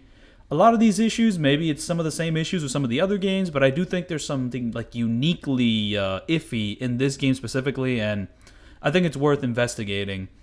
And it's like with the story, I think it's worth investigating the story because I think a lot of people made it apparent to me that this is not like a story about nothing. There is actual themes, there is actual like arcs, there's like something to actually dig into, even though when I played it and went through it, it kind of felt like it was about nothing. It didn't really impact me. But there is themes here, and I just have to investigate why it didn't work for me or why it didn't work for others. I think probably one of the biggest draws, it's kind of a little secret of mine, is that I have finally started my Patreon. After hinting about it for a few years or so, I've finally gone and done the deed. And with that, I have to thank you so much for watching my no damage of Like a Dragon Pirate Yakuza in Hawaii. If you love the game, if you hate the game, I'm very glad that you sat down to watch the entire video and reached the end here, which has become almost 20 minutes longer than my no commentary. So if you're here for the commentary, well, you got a little extra bonus there. But yeah, no, stay tuned for my next no damages, and I'll see you all then for that next video. Peace out.